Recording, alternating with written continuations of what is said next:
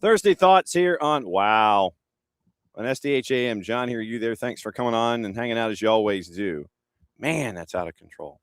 It's like this is one of those days where you sit there and you hope the headset helps you out, and it just kind of smashes everything down and hides the fact that the hair is going like 900 different places. John, here, you there. Thanks for coming on and hanging out as you always do. It's Thursday thoughts here, and we got a couple different places that we got to go. Obviously, there are reports involving Atlanta United. We'll get into that. There is news out of Philadelphia. We'll get into that.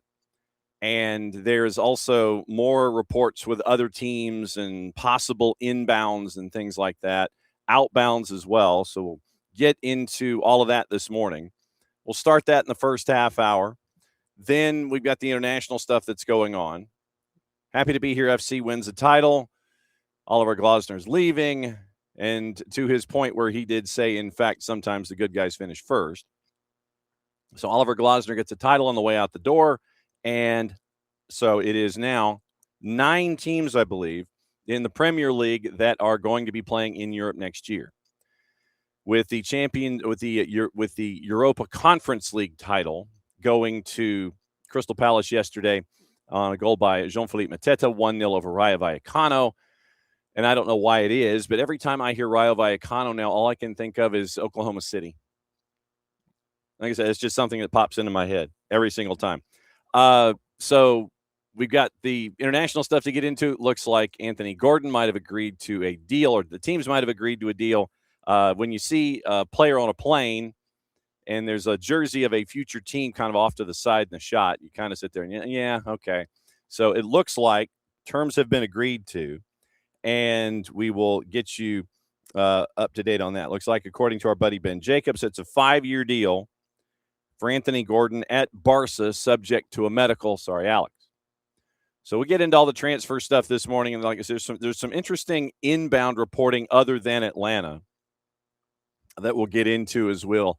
Our buddy Nino Torres is joining us at 10 o'clock to tour the Copas, to tour South America and Portugal and World Cup Chronicles and all the things. We got to get into Sudamericana and Libertadores. We've got to get into the standings with him there. And traditionally, Nico Moreno joins us at 10:30 today. He has asked our forbearance and to be on at 10:30 tomorrow.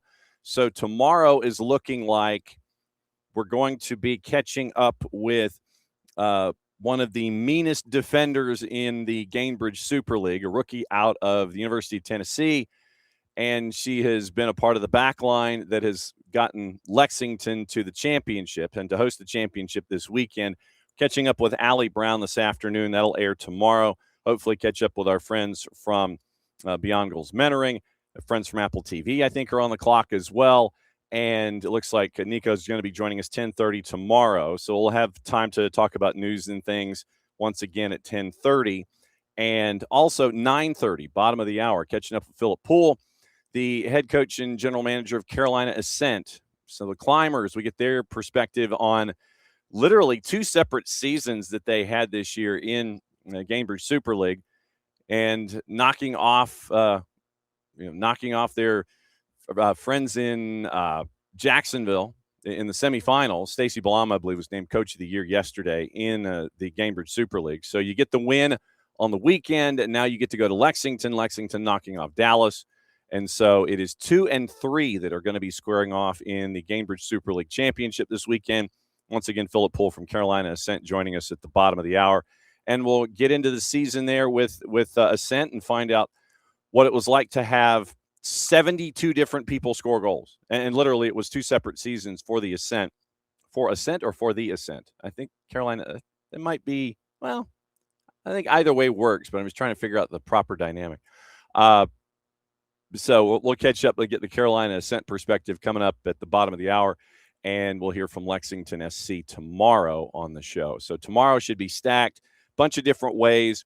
Then we'll get you ready for the weekend coming up in the sport of soccer. So that's the rundown for today and kind of tomorrow. So that's where we are with what we're staring at here. All right, opening kickoff. Brought to us by our friends at Black Pitch Coffee, blackpitchcoffee.com. And what we will do here is we'll mention that Black Pitch Coffee Start your day with the most important stories in the game.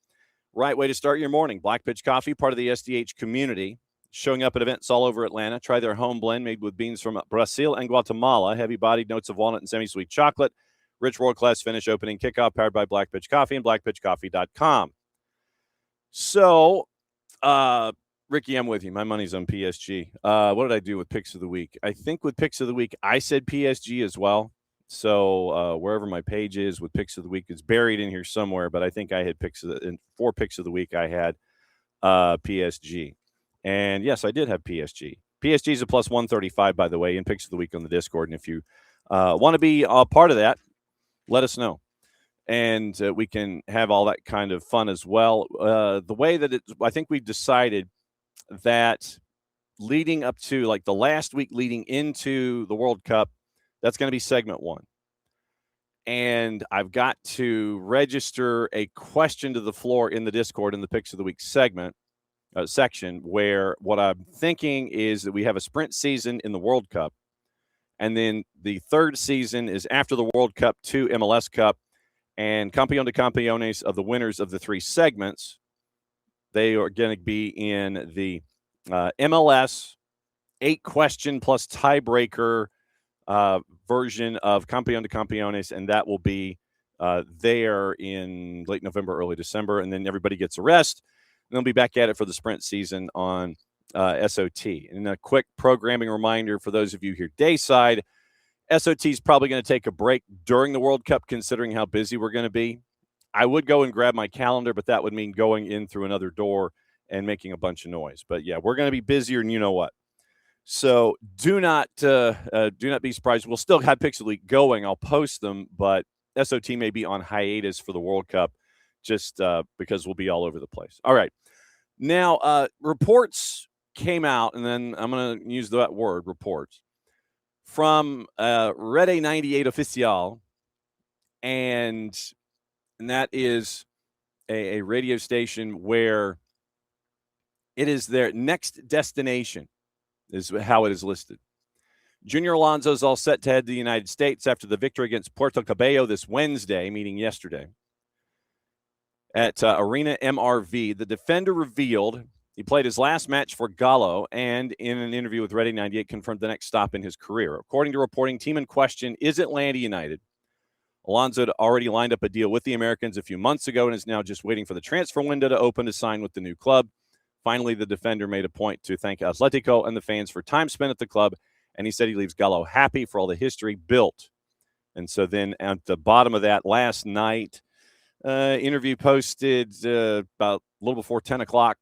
So keep an eye out on that. So Junior Alonso, let's walk through the Junior Alonso Chronicles here.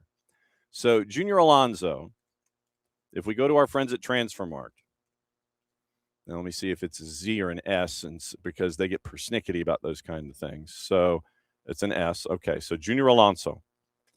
Now, Junior Alonso from Atletico Mineiro, center back, age 33, market value listed at Transfermarkt at €1.5 million. Eagle Eye are his agents. And this is where we look at Eagle Eye Sport Management. And they have 133 players, 92 in the first tier with 7 rumors. And so we'll go latest rumors. Let's go latest rumors first off. And none of them involve Junior Alonso. 5 of the 7 rumors are with Damian Bobadilla, the 24-year-old who's currently at Sao Paulo, and he was listed to be allegedly rumored to Brentford, Celtic, Brighton, Como, and Real Betis. So Damian Bobadilla, who is not Junior Alonso, is listed as one of Eagle Eye's clients. 33 years old, and once again, Club Atletico Mineiro, and out of contract this year. So 33 years old, center back, and his main position, that's his main position. Basically, in his career, he's been either a left back or a right back. So center back has been where Junior Alonso has been, he's been camped out for his career. Paraguayan national. Once again, the contract expires technically at the end of the 26 year calendar year.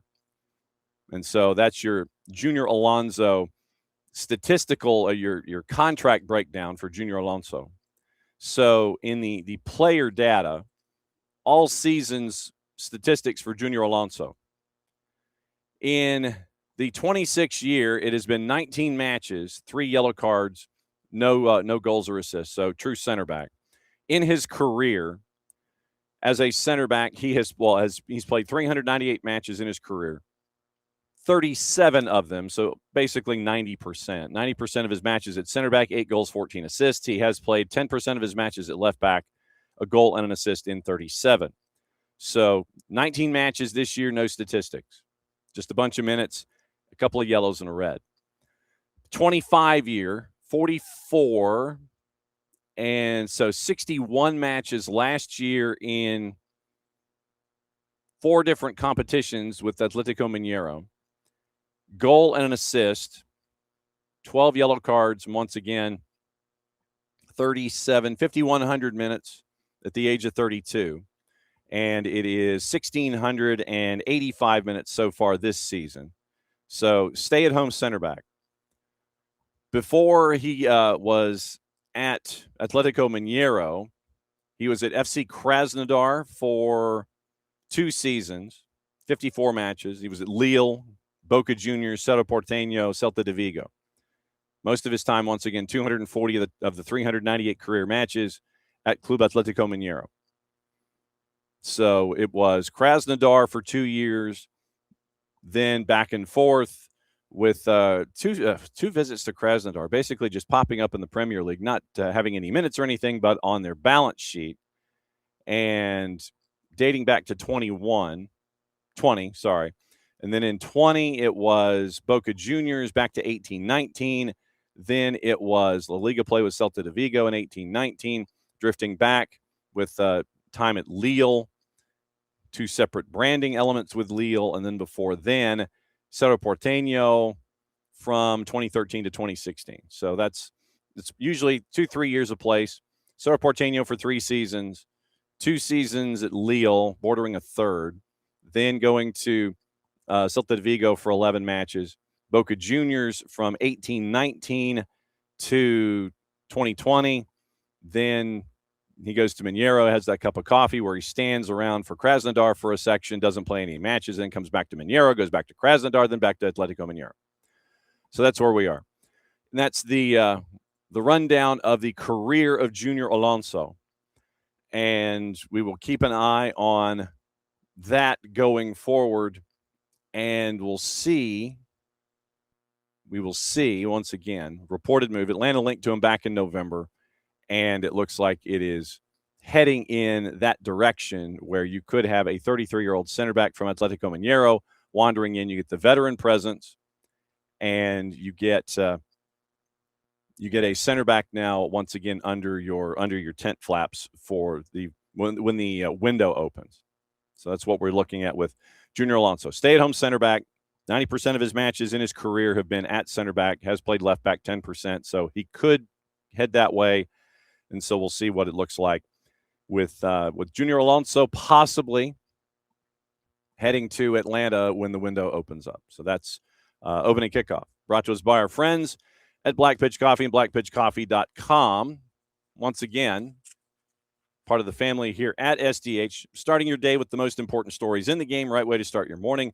Black Pitch Coffee, part of the SDH community, showing up at events all over Atlanta. Try their home blend, made with beans from Brazil and Guatemala, heavy-bodied notes of walnut and semi-sweet chocolate, rich world-class finish. Opening kickoff, powered by Black Pitch Coffee and blackpitchcoffee.com. The other piece of news that happened yesterday, naturally, once we were off the air, and it was a bit of prescience, I guess, and you don't want to be necessarily prescient about these kinds of things. But in the discussion that we had with Dylan Butler from MLSsoccer.com, we were openly wondering about the future of Bradley Carnell. And I'll put a bookmark in this if Coach Poole comes in before the bottom of the hour. But we were openly wondering about the future of Bradley Carnell. And Dylan said right off the top, well, do you go into the window and wait? Do you do something in there? And the answer is yes. They did. Union fired Bradley Carnell yesterday, bottom of the league. Supporter Shield under Carnell in his first year with the club, MLS Coach of the Year honors. 2026, 7 points, 15 matches, 110-4. Lowest payroll in Major League Soccer, according to MLSPA figures. And they do not account for transfer fees and infrastructure spending. Of course, Philadelphia, we know that they are some of the biggest investors in the league in their youth facilities. Moved on from Kai Wagner, Ty Barabo, Jacob Glesnes this winter. And then it was referenced about then sporting director Ernst Tanner, currently suspended through June 1st. He can apply for reinstatement once the suspension is lifted. Academy director John Shear has been club's interim sporting director, plenty of experience in the front office before being named academy director. Carnell, once again, second season in charge. And the parallels to all caps in his time in St. Louis are eerily similar. First season, great. First time through the batting order, fantastic. And then the league adjusts. And then the second time through, halfway through his second season at St. Louis City, he was fired. And 14 matches into his second season in Philly, same thing. Seventh coaching change in Major League Soccer already this year, 15 weeks in. Oscar Pareja in Orlando City, Marco Donadel in Montreal, Mascherano at Inter Miami, Henrik Rudstrom at Crew, Nico Estevez in Austin, Phil Neville in Portland. Next match for Philadelphia is, by the way, July 22nd, and we'll obviously be keeping an eye on the search and what it's going to look like going forward. We obviously have reached out to our friends in Philly when it's a little, when everything has been calmed down and or figured out. Hopefully we can catch up with our friend Dave Leno. Ryan Richter has been named the interim head coach, the head coach for Union 2. So you will not get there will not be a continuity break when it comes to formulation of game plan, philosophy, all that. Like I said, we can go back and reference what happened last weekend with Atlanta United 2 and Philadelphia Union 2, and there is no philosophical breakdown. It is the same thing. Literally, it is very, very physical, and it is very, very pressing, even in a 20-mile-an-hour gale that Philadelphia will manage on a game-by-game basis. John Shear has been announced. We mentioned John Shear. He's now been announced as the club's next sporting director. He'd been filling in as the interim, and that since March the 16th when Ernst Tanner had been suspended. So global search now for the new manager. And so John Shear is now officially sporting director, and the statement from the club in and of itself, once again, middle of the afternoon yesterday. It is now Shear is going to be overseeing all sporting operations for the club, including recruitment, roster management, scouting, and technical strategy, helping guide the long-term competitive vision across all levels of the organization. Quote from Jay Sugarman, principal owner. Shear's been around since 2018, director of academy and professional development, and then obviously most recently interim sporting director. Quote from Shear. Carnell's departure, once again, Ryan Richter moved upstairs. Quote from Sugarman. On behalf of the organization, I want to thank Bradley for his dedication, commitment to the club during his time here. Brought professionalism and passion to the role. Appreciate everything he's contributed to the team and organization. Confident he'll find success in his future endeavors. Carnell comes out with a statement, obviously very, very positive toward fans, players, staff, and everyone involved. For those that may not remember, Ryan Richter played professionally 7 years. He was drafted in the supplemental back in 2011 by the Union.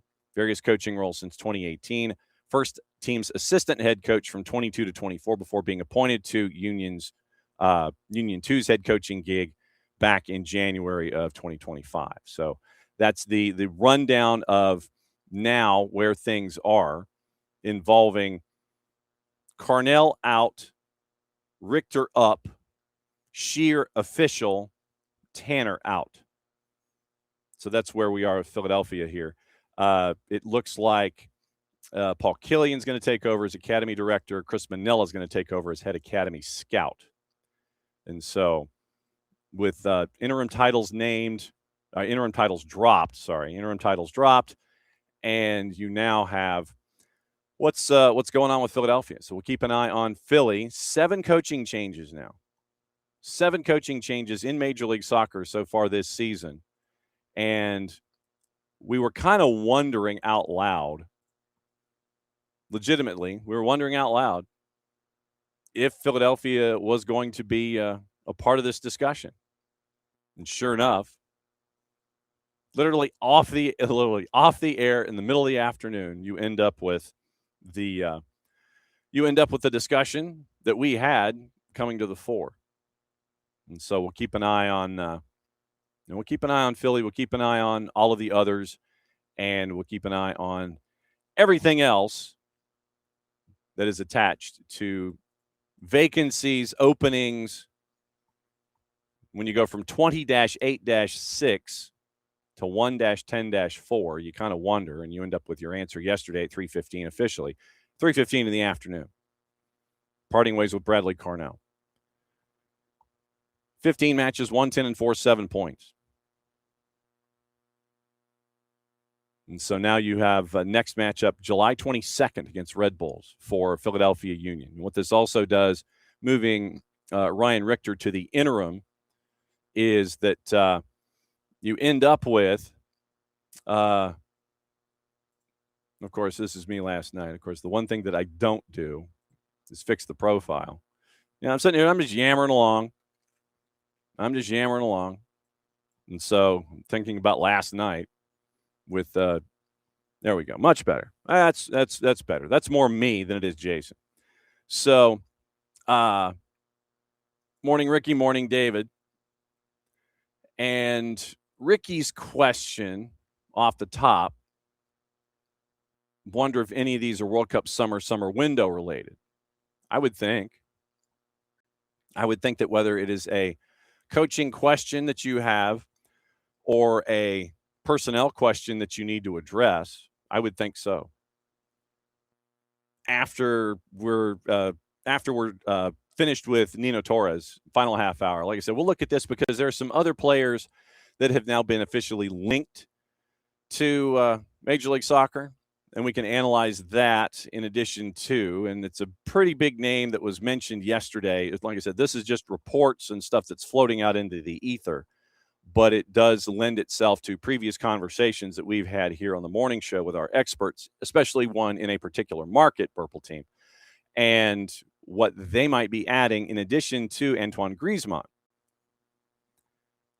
And we probably need to catch up with either Vanessa, or we need to catch up with our buddy John Arnold to find out about how much gas a particular individual has left in the tank to determine whether or not it would be a transaction that's going to have a fair amount of money attached to it. And this is the other part. And thank you for reminding me about that.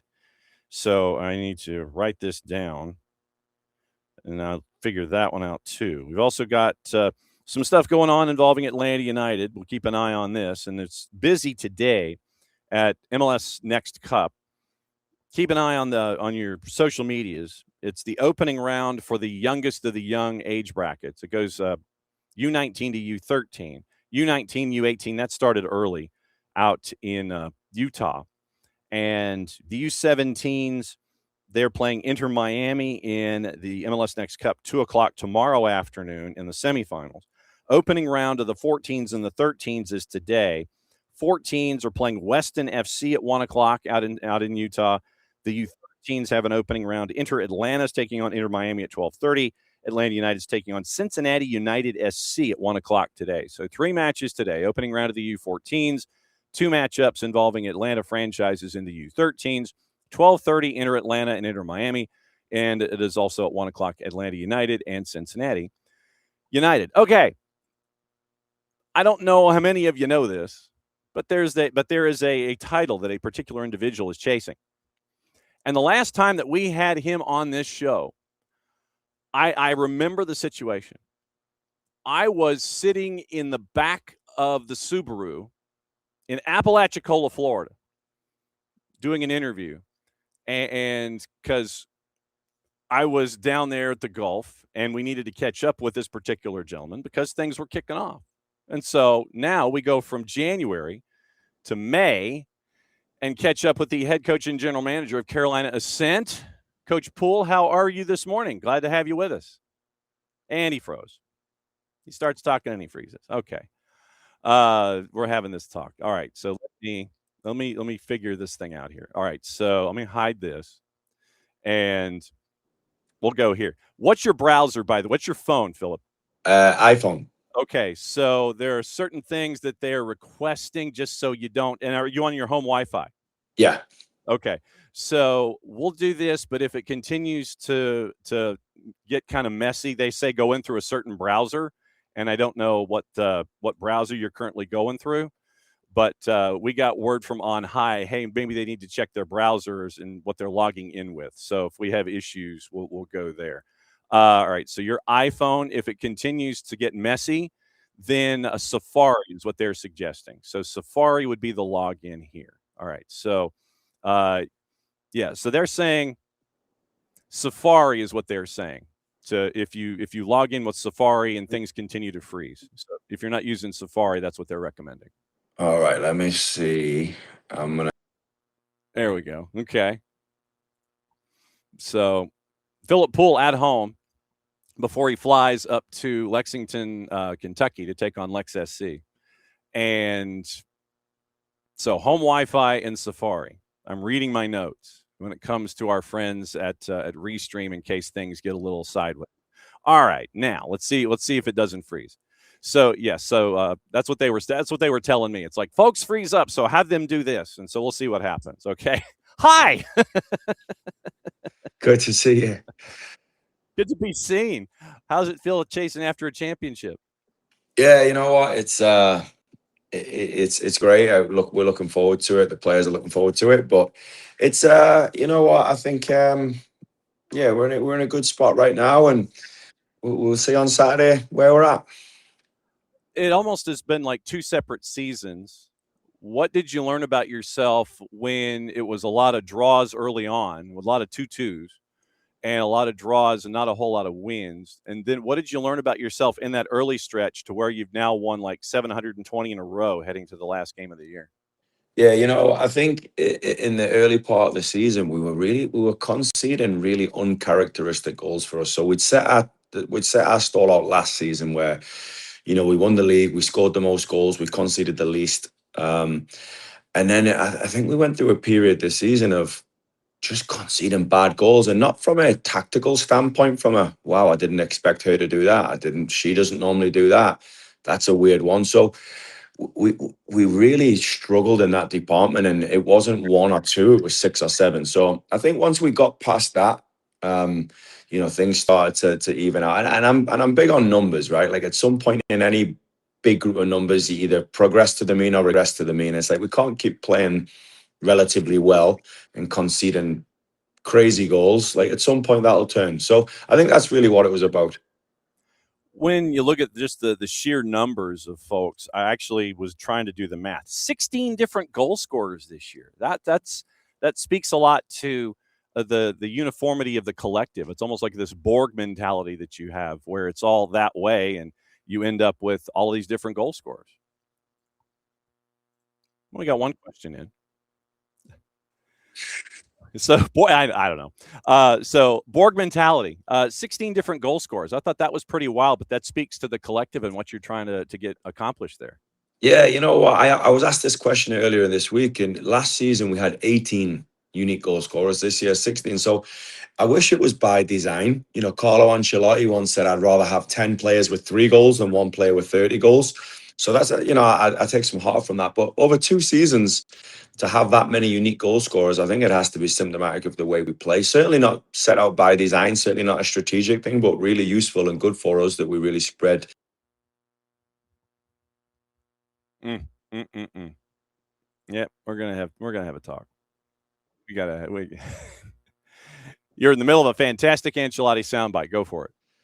So I would rather Carlo Ancelotti said I'd rather have, you know, 10 people with 3 goals than 1 person with 30 goals. And I think there's something to that. And over a couple of seasons, You know, we had 18 unique goal scorers last year, 16 this year. I think it's symptomatic of the way we play. Certainly not by design, but it's good that we, you know, spread those goals around. For someone who hasn't seen the Super League this year, how would you describe the league itself, style of play, what you've noticed from the touchline and from the front office about how the league continues to grow and develop on the whole? Yeah, I think it's like I look at it as an American league, right? Heavily domestic. There's a lot of foreign players in the league, but not as many as maybe other leagues. Very palatable. Like all the bottom team can beat the top team. Very competitive. Wow.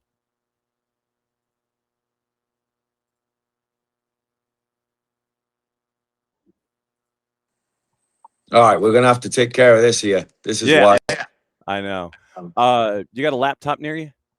I do. Ooh. Let me go and grab that. I'll be right back. Okay, we'll be right here. We'll do it this way, and we'll see what coach can do, because the signal keeps dropping, and like I said, and I have every intention of having a discussion with our corporate overlords when we're done here, and we'll see what we can do when it comes to Wi-Fi's and laptops and phones and everything, because you know, while it is kind of it is kind of haha, but it is an issue that we need to address here on the morning show. And I can't thank Coach Poole for his forbearance and forgiveness for all these kinds of things, because literally it was he got in 6 minutes and then everything just kind of just goes meh.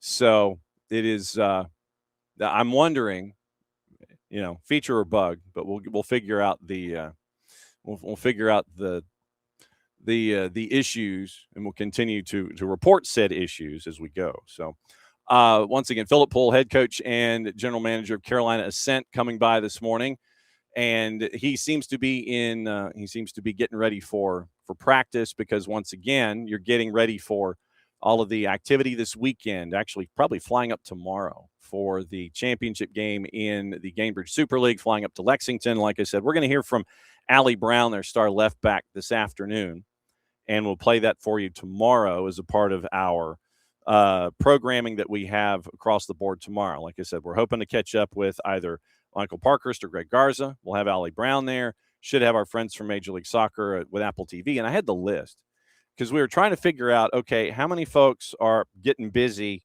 on the World Cup stage doing TV or radio or what have you. 3, 6, 9, 12, 15, 18, 21, 24, 27, 30 different folks with Apple that are squared away. All right, so let's see what we got here. And all right, there's a laptop. All right, so here we go. You were talking about the league in general, and you mentioned that it was an American league. Bottom team can beat the top team, that kind of stuff. Yeah, and I think, you know, we're in growth mode, right? Where, you know, the league now is coming to the end of year 2. You know, I don't think we'll really see exactly who we are and where we're at till year 5, 6, maybe 10. But look, we've got a really committed group of owners. We will have more teams joining the league in due course. And I think, again, in the greatest women's soccer nation in the world with the biggest amount of players, you know, we look what we're doing, what Canada are doing, what Mexico are doing, obviously NWSL leading the way. But in our region, you look, you know, just rewind 5 years, right? Being the soccer junkie you are, 5 years ago, we're about to be 18 NWSL teams, maybe, you know, 10 to 12 Gainbridge Super League teams, Mexico, Canada, Caribbean. I mean, football's going crazy. And then, you know, I'm going to cross genders for a second. And I've done this for a long time, but you're looking at 100+ men's professional teams in this country. At one point, there were 8, right? Mm-hmm. So I think the landscape in general is booming, and I think we're kind of following suit with that. What have you learned as a part of this build from the ground up about yourself as both an administrator and as a coach? Wow, I think that's that could be a dissertation. I think, hey, we got time and space, brother. That's all. It's all good. All right. So from a building the club standpoint, I think it's a really good process to go through. To start with a piece of paper and a table and a chair, And, to start to build a club, build a roster, build a front office, build an identity, all kind of buzzwords, where to actually go through it is pretty cool. And I'll tell you right now, I'm sure I've made tons and tons of mistakes, but I think that's the best part about it. When you start with something new, you can create something, you can kind of build it in using your experiences and using others. So for that standpoint, it's essentially, we're still on that building journey, still figuring things out day by day, still making mistakes.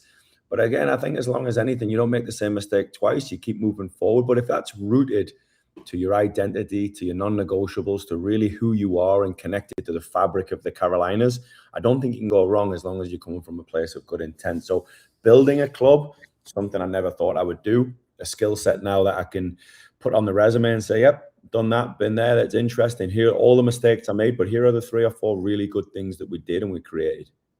Well, and I mean, your history is the college game in the Carolinas, a lot of time involved with the WNT and a lot of U's that were in front of the rosters that you were a part of when it came to coaching. And you mentioned just how it's been the last 5 years and everything. What about there specifically with Carolina and the build? How have you been able to, or how successful have you been in fragmenting yourself and splitting yourself off to be like, okay, I got to be the coach here, I got to be the the GM here, and then they mix, and then you might be thinking about one thing while you're doing the other. How hard is it for you to kind of split your person into like sections so you can focus on what you need to focus on? Yeah, I think that there is that is it, right? So I think there's a shelf life to how long you can do this for, right? The bigger the organization gets, right? Now we're at 70 employees, right? And it keeps growing and growing. And I think the bigger an organization gets, the shorter the shelf life is to have a dual role of head coach and general manager. I think in the short term, in the building phase, I think it's a great idea. And I'll give you a real example. So even right now, we have a championship game coming up in clear enough 48 hours.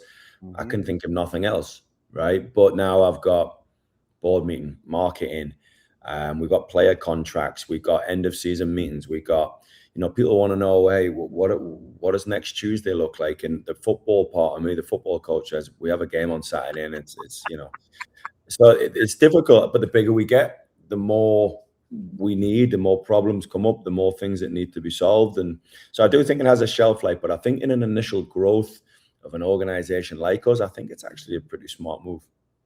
How difficult is it for you to delegate and or have the trust in the individuals that you have assembled around you, whether we're talking the coach version or the GM version?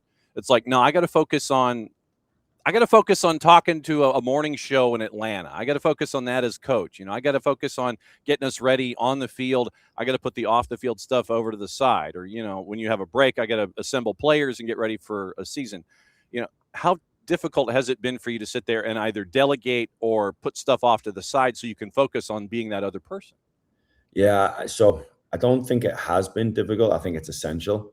Mm-hmm. Again, for me, we have an amazing staff, front office, support staff, coaching staff.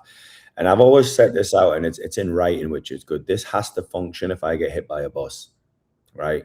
This can't stop if I'm done. So for me, even from a team standpoint, coaching standpoint, I have to be confident in the people around me.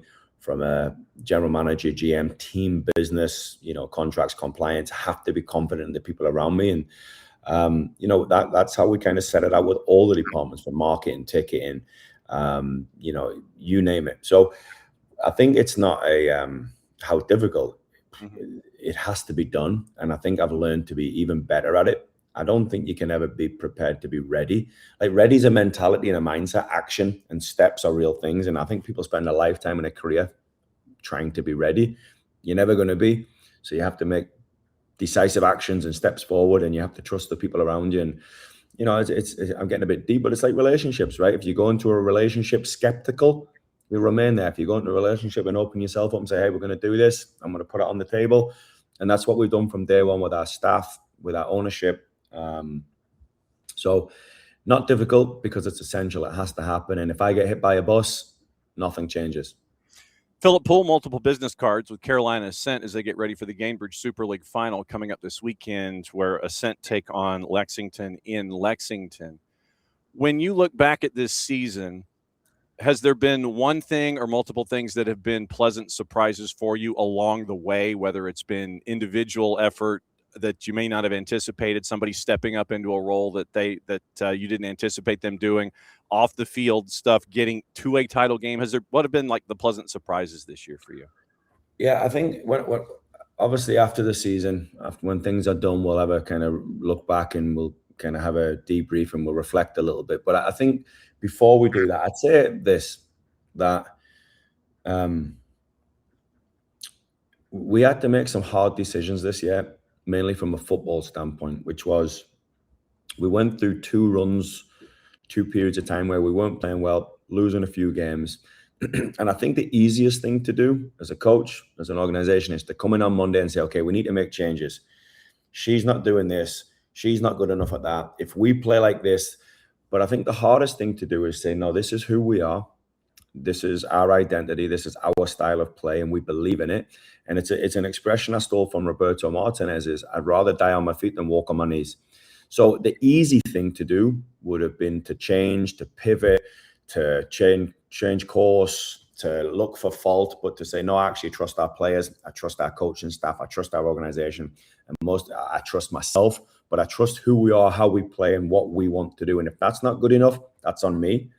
But again, I choose to die on my feet instead of walk on my knees. So for me, I look back at that, not just for myself as a coach, but as our organization, to say, let's remember who we are and what we do and what we've built in the short term. That's worth something and it means something. And I think we all do it in our normal lives. You know, this isn't working out, so we'll do something different. Well, sometimes you have to double down and dig your heels in a little bit and, you know, roll your sleeves up and make it work. And I'm proud of our organization for that. So I think that was a big challenge, that we had the opportunity to bail. We had the opportunity to change course and we didn't. And I'm thankful that we're still on course for Saturday. For someone who's walking in the door for the first time, whether it's in person in Lexington or they're dialing up the match on their favorite device, who are some of the folks to naturally gravitate toward when they're watching Carolina Ascent for the first time that have gotten you to the last game of the year? Yeah, we've so from year one to year two, we retained the most players in the league. So we kept the core together, and it's something we talk about, right? Like championship teams, they win, championship teams lose, but championship teams are consistent, not just in results, but in performance, behaviors, process. So we kept a really good core from last year. You know, Jillian Aguilera, you know, last year's Defender of the Year, Golden Playmaker. This year, she stayed on course she's another, you know, all-league selection.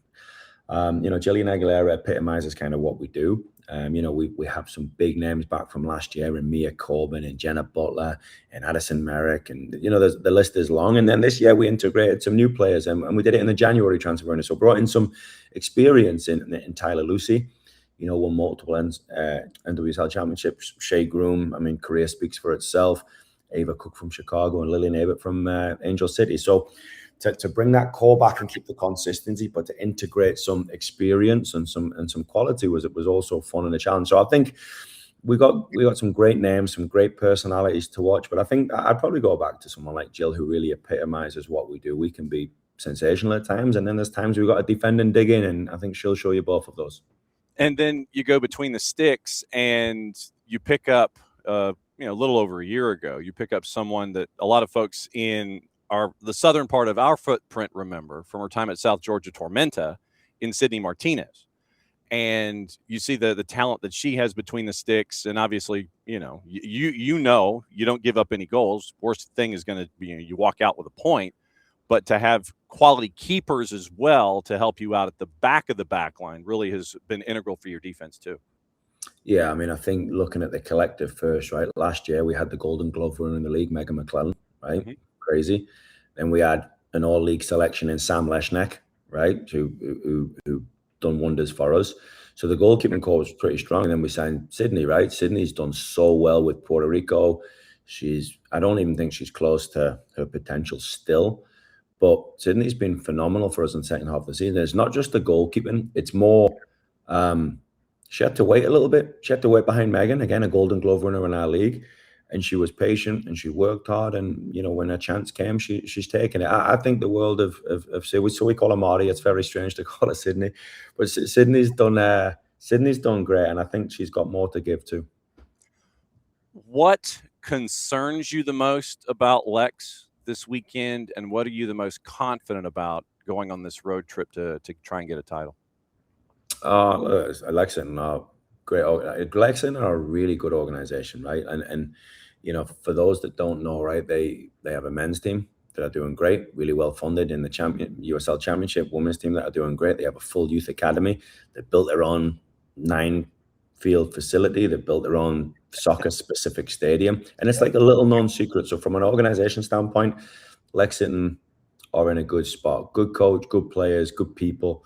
I've got nothing but great things to say about them. And Lexington, you know, the headline is they went from worst to first, right? Finished bottom of the league last year and won the Shield this year. Now, in fairness, it's a completely different team. They essentially reloaded the whole thing, and they brought in experience, right? And I think that's the piece where now they've got some experienced, older, more senior players that have been around, kind of been there and done it. And they play a good brand of possession-based football. So easy on the eye, good to watch, but they've got some experience. And I think they're backed by good ownership and a good club. When you look at ourselves, right, is being naive to think, oh, we don't focus on the opponent. But we put such a heavy focus on us, ways that we can, you know, again, sometimes I look at football in simple terms, right? Is, you know, we as coaches have the tendency to really overcomplicate it. And, you know, if you put it in simple terms, is how can you get your most dangerous players on the ball in the most dangerous areas as much as possible? And how can we limit their dangerous players in the least dangerous areas as much as possible? So we know for us that we'll try and put our dangerous players in situations to be successful, and we'll try and limit theirs. But it's really about how we can do that, not really about what Lexington have to bring. Again, as much respect as I give them, more about us than them. No doubt about it. 7 o'clock, shortly thereafter, kick on the weekend up there in Lexington. Carolina Ascent the Climbers. I saw that nickname and I was like, oh, that's cool. That's kind of like, that's very three-dimensional when you come up with that one. I was digging that. It's always great to see you, my friend. And completely and totally just love what you're building up there with Ascent, and safe travels. And we'll be watching the match this weekend, and, you know, we'll be catching up with you on the flip side. It's always great to see you. And yes, proper hydration during guesting segments. We are a fan of that. So that is always a good thing. Nice cup of tea. Well, listen, thanks for having us again. I appreciate what you do and the support you give us in our league. We're growing and we're building, and, you know, those that are there at the start, I think they get it. So thank you. Appreciate it. Be good, my friend. We'll see you soon. Yeah. There he goes. Philip Poole, head coach, general manager, Carolina Ascent. And they're going to be traveling. It's like en masse, because if you only traveled with Coach Poole, then it would be just like him, and there wouldn't be players out there going up against Lexington on the weekend. So it is Lex SC, and it is Carolina Ascent, Gainbridge USL Super League final, and 7 o'clock on your Saturday. So have that earmarked on your favorite device. Go watch, be a part of that. And it's always great to catch up with him. Because like I said, last time I caught up with him, I was sitting in the back of the Subaru, and we were taping something because I was down at the Gulf. I was not here in the Imitation Palatial studio. I was down on the Gulf, and it was like the, you know, hey, getting to know you before the season starts in January interview. But no, it's been great to see what they've been able to build there in Carolina and get them to this point. And Coach mentioned, the coach version of Coach Poole mentioned, you know, worst to first with Lexington.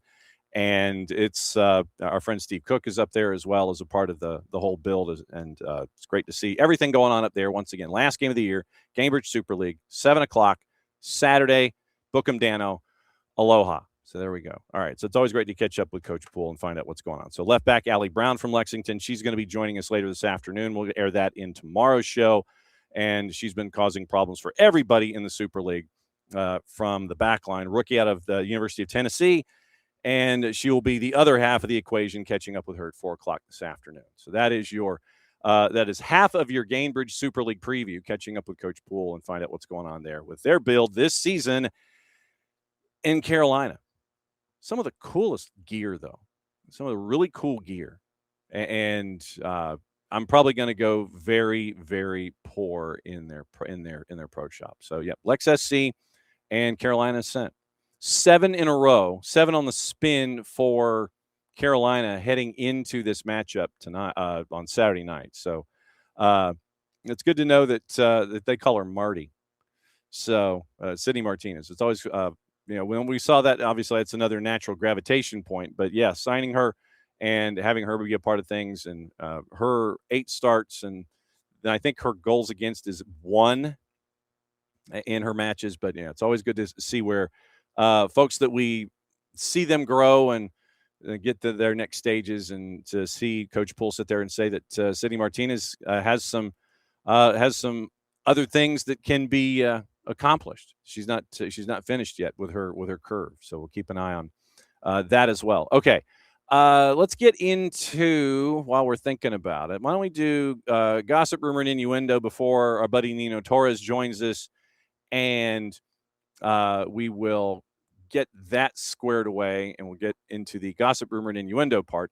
Ederson looks like he's close to joining Manchester United, a 35 million pound move from Atalanta. Barcelona obviously hopeful of signing Julian Alvarez, and no real surprise there. Yesterday we mentioned the news on Warren Madrigal and a couple of other players. Adriana Garcia from ESPN. Hearts forward Kenneth Vargas, one of 3 Costa Rica players, dropped for indiscipline ahead of the friendlies against Colombia and England. Vargas, Warren Madrigal, and Alajuelense midfielder Alejandro Bron will not face Colombia June 1st in Bogota or England June 10 in Orlando. From ESPN, local police investigating an alleged shooting incident which saw Bron's car impacted by several bullets during an altercation outside a bar in the early hours of Monday in San Jose's Los Yoses neighborhood. Costa Rican Football Federation did not mention the incident, but said in a statement Bron had been removed for the June friendly matches because, quote, the necessary conditions for his continued participation with the team are not met, end quote. Hours later, the FCRF issued a separate statement announcing Vargas and Madrigal had been excluded from the current training camp.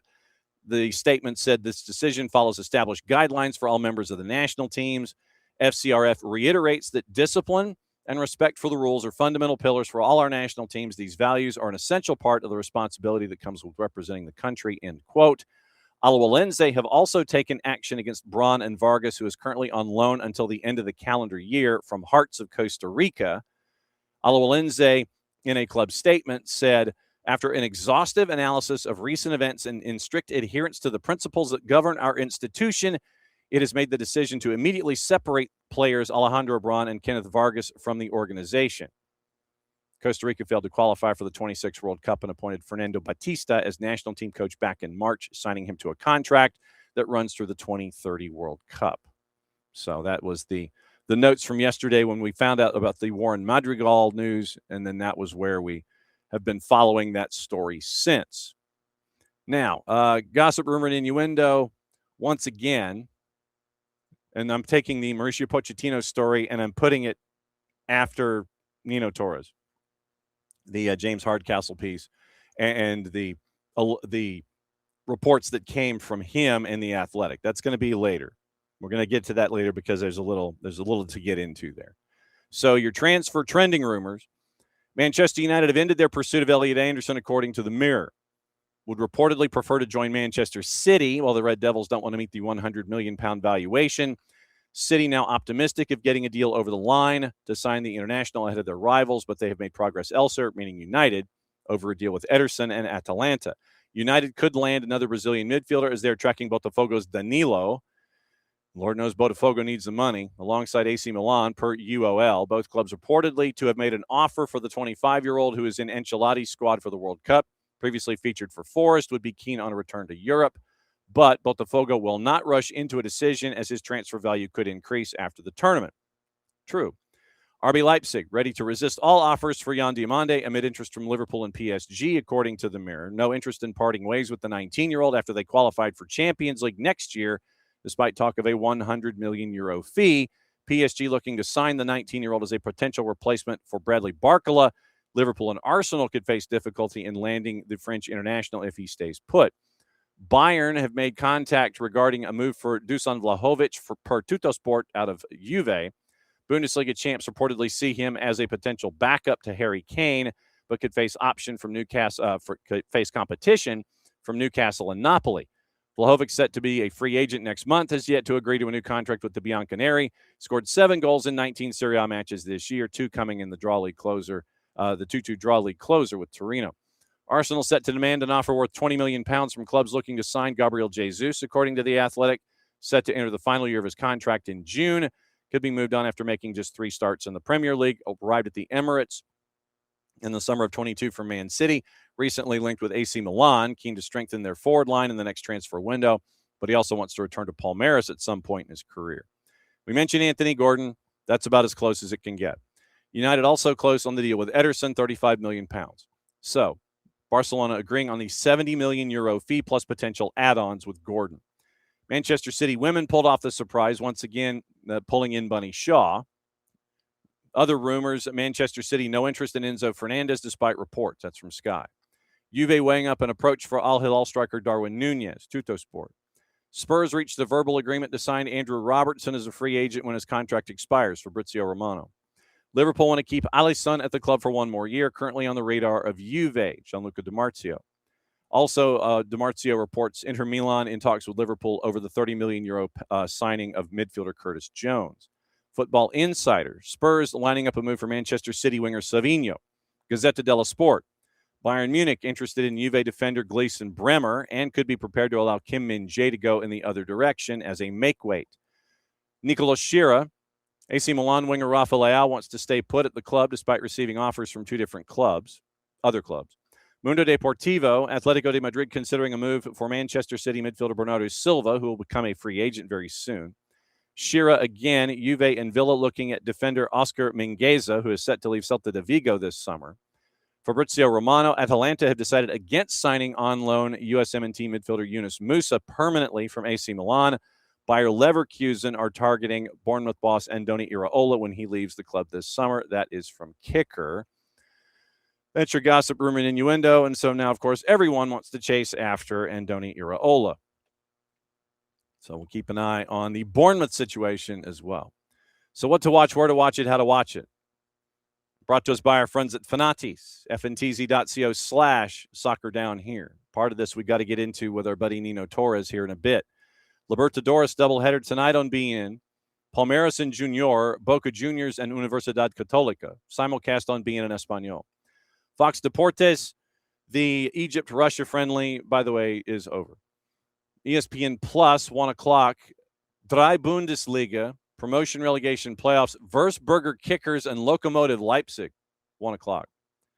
Fox Soccer Plus, friendly at 2:30. Bosnia-Herzegovina and North Macedonia. And then MLS Next Cup, the U16 semifinal at 1:30. The U15 semifinal at 4. Once again, you can go to MLS's YouTube channel for that to keep an eye on what's going on in MLS Next Cup. So, speaking of which, if we go and find out what these matchups might be, MLS Next Cup, not MLS Next Pro, MLS Next Cup. So the playoffs and showcase and standings and everything. All right, so let me see if we still have our brackets. Okay, so finals matches. So if we are to look, U16 semifinal at 1:30, so that could be one of these two.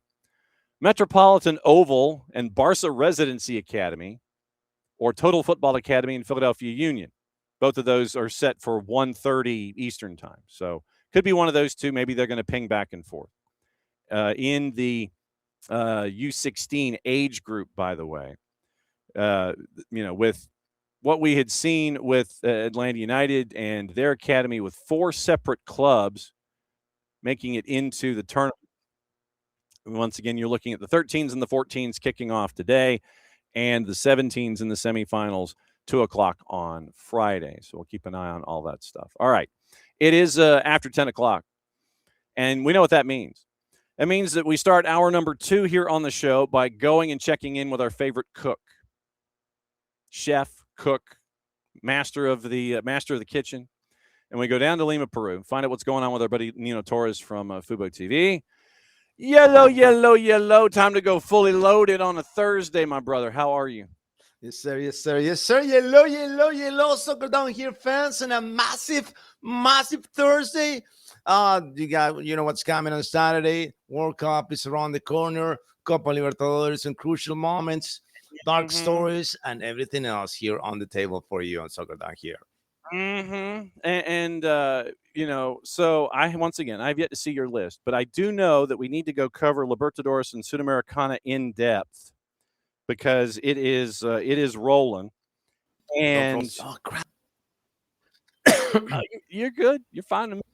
You're good to me. All right. I'm going to start with topic number 1 because that's kind of where we're heading here with Libertadores and Sudamericana. I'm going to go topic number 1. True lies that destroyed Universitario in 2026. And I was watching that match. I was watching your match, and I'm going, oh, man. Okay, so true lies that destroyed Universitario in 26. Hit me. It was just, first off, it was a sad night for us in that last game of the group stage in Copa Libertadores versus Tolima. We got the edge over Tolima. We knew that they lost their 2 away games, and they conceded 3 goals in each of those away games. And we're like, all right, we can do this. We can do this. But there was one single caveat, right? But the previous 5 games, Universitario Deportes failed to score. Failed to score in 450 minutes, no goals. And this was no different. It was just no different. But that's just now.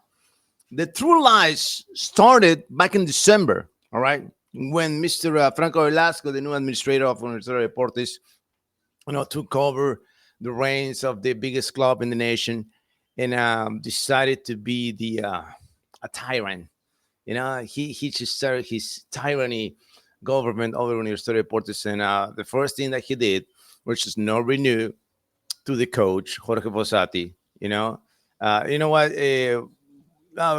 Can we get a raise? I mean, we just won 2 championships in a row. Okay, can we get a raise? No. Okay, listen, I just got an accident on the small car that I had. Can I get a bigger car? No. So what if no. I don't like you. Get out of here. Get out of my house. This is my house now. I rule the house now. So no Fossati. Fossati is going right after, his contract expired right after they won the title. Right? I got the title right here, brother. The title number 3 in a row for the club. I cannot like that. I don't like that, bro. I don't know. I like smaller stuff. All right. So he walked away. They let him walk away. Okay, and then Jesus, and then he of course had the nerves, right? He doesn't. I mean, how could you possibly do this, right? You know that the information is at the tip of your fingers right now. If you say something, we want to check it out.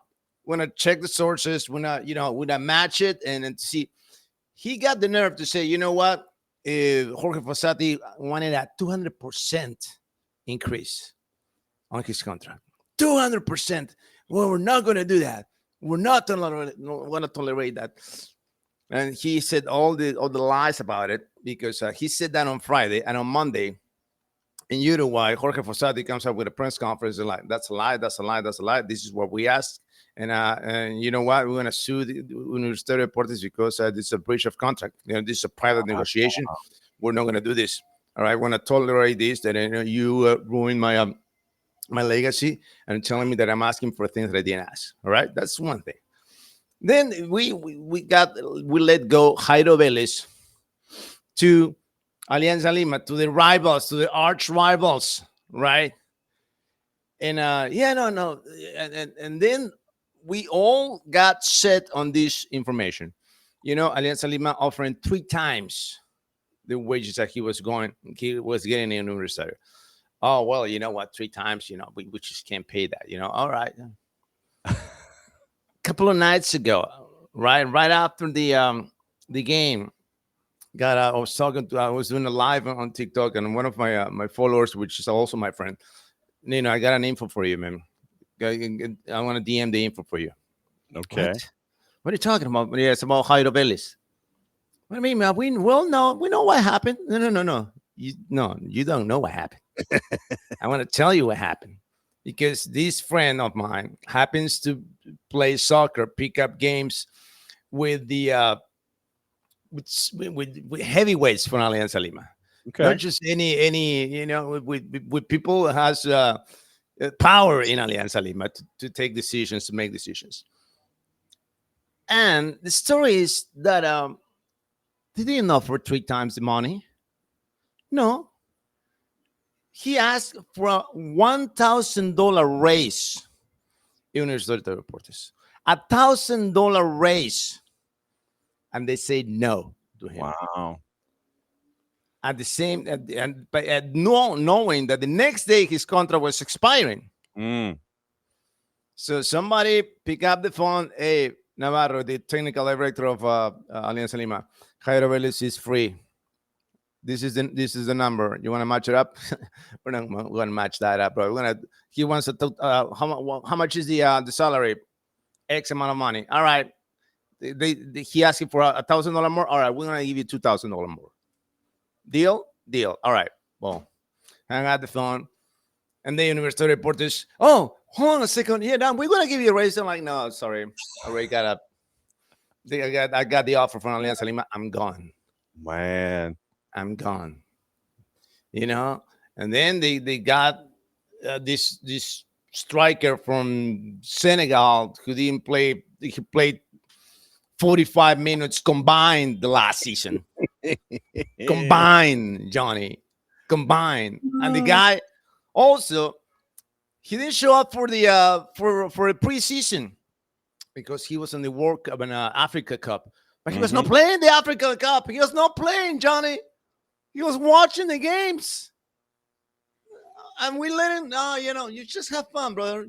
Don't do the preseason with us. We know that you have a single game complete last year, and you need the training. You need to get your foundation. You need to get everything going because we're going to play Copa Libertadores, and we need to sign a strike for the Copa Libertadores. The guy played 37 minutes in the Copa Libertadores for Universitario. And we need a striker, and we choose, and then we got Rabanal, and then we got a mess, and then it's all a series of decisions that destroyed this team that we were dominating, Johnny. Back in December, La U was dominating Peru. We were the kings, the absolute kings. I mean, we cannot take anything from nobody. And now everybody looks, you're the tri-champion. So, okay, I'm going to beat you. And boom. Oh, you can score on us. You can score on them. You can score on them either. Yeah. You just gotta. The best thing that could happen for us is this World Cup. It's just Cooper is going to have the time that he needs to get the everything lined up, but also to move the pieces and remove pieces from this puzzle that they're slow and they're fat. I'm not going to say the names, but that's what they are. They're slow and they're fat. That's not a good prescription for victory, sir. I mean, there's a few players that they fit that description, man. So yeah. Then you left it nice and wide open there. Group A finished with Flamengo not losing any one of their 6. So Flamengo wins Group A. Estudiantes was second, and Independiente Medellin was third. Cusco 0-1-5 out the door. Group B, Coquimbo Unido and Tolima 1-2. Nacional third on goal difference, and we're not going to talk about who was fourth because you just did. Group C. They only got to score only once and win the game by 1 freaking goal, Johnny. 1 goal. That's all they got to do. They couldn't do it. I know. And you would have advanced through. You would have done that, and you would have made your way in, but you didn't. And you see this, and it's like literally, it is the last goal you scored in the competition was back on the 7th when you lost to Coquimbo Unido 2-1, and you lost that one. So you goalless draw with Nacional, goalless draw with Tolima, and you're watching and waving from the curb while everybody else is heading on. Group C, your friends from Rivadavia, 5-1-0. Man. And don't forget about the biggest splash of last night. This Platense taking down Corinthians. Watch out, El Calamar. Fluminense finishes second in Group C. Bolivar finishes third. La Guaira 0-3-3 out the door. Group D, it is coming up. Group D. You want madness? I'll give you madness in Group D. Yes, please. Universidad Católica, 10 points through 5 matches. And now tonight, and Cruzeiro right now is at 8 points. Boca Juniors is at 7 points. Boca Juniors, 7 points at 2-1-2. And they're heading into match day last, third in Group D as we are speaking. Barcelona, obviously, 1-0-4. They're at 3 points. Yeah, Barcelona's gone. Yeah, so they're gone. But right now, 1, 2, and 3, it's all hanging in the balance. And Boca Juniors is second in goal difference right now in group. So they get a win, they get some help, they score some goals, they get some margin, and then they could rock it up. Or they could completely and totally just kind of ish all over everything. If it doesn't Boca plays Católica tonight, right? Uh-huh. Right. So it's Cruzeiro and what's up? So Católica is 10, Cruzeiro is 8, and Boca 7, right? Yes, correct. Cruzeiro's playing Barca, so that would be probably, so you figure Cruzeiro's going to win. They go to 11.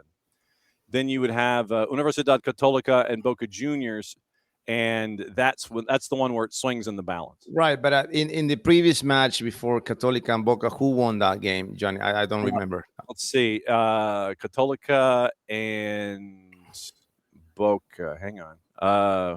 Where is it? Damn it. It was Boca 2-1. April 2nd. Okay. That's what matters right there. Because if all they got to do, Boca, is win. Mm-hmm. If they win, they go through because they won their head-to-head. Yeah. So it's not about the goal differential anymore. Okay, so it's head-to-head is number 1. Universidad Católica loses 2-1 to Boca Juniors April 7. And so you have the reverse fixture tonight. Group E, they're done. Corinthians, 11 points. Platense, 10. Santa Fe is at 8. Peñarol out the door at 0-3-3 with 3 points. And they be done. Group F, tonight.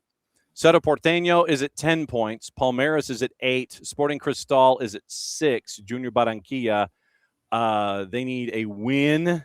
And they need they need win and help, basically, if you're going to have team number 4 have any shot at anything in Junior Barranquilla. Group G, they're done. Liga de Quito, wow. LDU and Mirasol each had 12 points. They had identical records at 4-0-2. Goal difference was the same. Liga de Quito had one more goal scored, 8-7. Which got them the lead. They got them the number 1 slot. Mirasol at 2. Lanús at 3 with 9 points. And Always Ready apparently wasn't at 1-0-5. And they finished with 3 points. Group H, Independiente del Valle, Rosario Central, identical. 4-1-1. But you end up with goals scored. IDV with 11 and Rosario Central with 9, even though Rosario Central had goal difference, and we talked about that. So that's your breakdown of Libertadores. So when you look at those groups, other than the group that we're not talking about anymore, because then you'll get all mad all over again. What sticks in your head about Libertadores? For tonight, just in general, like who's advanced, any surprises, I love the story of Independiente Rivadavia. I love the fact that Platense could qualify for the first time ever to the Johnny. All right, to the knockout stage. In this is the thing, right? We all get excited about these teams, but the thing that really gets me is that it's gonna be a Brazilian team winning this thing, man. Again. You know what? The party is gonna be over soon for everyone else. For Liga de Quito, for Independiente, for Boca, for everyone. Brazilians they just have too much power, man. They just have too much power, and they do the same thing over and over again every single year. In the group stage, they give you hope. We can beat the Brazilians. Yes, we can. Platense, we beat Corinthians. Hold on a second, brother. Real competition starts now. In the knockout stage, it's they just reveal their true faces. That's what they do. They give you hope. Oh yeah, you punched me. Oh, you knocked me down once. Okay, hold on a second, buddy. Boom, boom. You're out. You're out because it's just the breach. The money is just way too big, man. Way too big. Same thing happened with it because I asked my friends, my buddies from the Portuguese league, and I asked him, hey, Benfica did a deep run in the competition in the Champions League last year. The Sporting, it's not gonna happen, man. We're not gonna win this thing. It was just basically an accident what happened in 2004 because the bridge is too wide. The disparity in terms of financial terms, it's just we just can't take it. We can't catch him. It happens. It's not. I'm not gonna say in every sport, but if you to put the best sample is the Formula One. In Formula One, you got Mercedes, you got Ferrari, and you got the other teams. They got their budget. The budget for Colapinto's team is like 50 mil, and that's what Ferrari pays to his, second mechanic in charge. And that's the same thing. You're not gonna shorten the bridge until you get 200 mil on your bank account. And we 200 mil. It's just I don't know where we're gonna get that, man. And yes, when exactly. So Sudamericana, they're done except for a couple of groups. Macara America right now they're at 9-8 and Tigres at 6. But remember, in Sudamericana in group stage, only the top 2 advance. You don't have third placers come through. So keep an eye on Group A in Sudamericana. Atletico Mineiro and Cienciano, they've made it through out of Group B. Sao Paulo and O'Higgins, that's one of the best names ever. Millonarios goes home in the group stage in Sudamericana. Sudamericana Group D, Recoleta and Santos make it through. Oh, my God, yes, because Recoleta getting the late goal 2 nights ago against San Lorenzo, put Recoleta in, knocked San Lorenzo out, and the San Lorenzo fans went on TIC after the match was over. The man on the street stuff was absolute anger, and understandably so. San Lorenzo was in until they weren't. Goal at the death. It was Botafogo and Caracas in Group E. Racing stays at home. Group F, Torque and Gremio in. Riestra and Palestino, no shot. Group G, Olimpia and Vasco through. Audax Italiano, Barracas out. Group H, River Plate, 6 matches in, 14 points. And then Bragantino is the second team. Carabobo was a no-no, and that gets you through Group H. And so since we mentioned River Plate, you see, and I did that on purpose. You see how I was. Yeah, I like that. I like that. I'm going to skip to topic 3. River Plate is no longer a heavyweight in CONMEBOL. Please explain yourself, sir. First off, they don't have a Gallardo anymore. No. They don't. They have a down-to-earth coach and a Chacho Godet who hasn't won anything spectacular in his career. But not only that, I was criticizing River Plate the last couple of years because of they were recruiting players from that they play for River Plate, and they won championships and Libertadores with River Plate before. And we were talking about 7 years ago. Well, actually 9 years ago. And they're not the same players. I'm not the same guy that I was 7 years ago, man. I mean, my body, my engine. I mean, I keep it running. I keep the tune-ups and everything, but the stuff gets old, brother. It gets rusty, and then you need to rush it up, and you got to do things. And then the machine is not the same that 7 years ago. It's not. And I was watching this game, right? Versus Blooming. Of course, they crushed Blooming. They were playing on the Monumental. They were going to win the game. But then when I say when I mention names from River Plate, like Freitas, Galvan, what's this guy's name? Fausto Vera. There's like no history on Nope. these names. Who are these guys?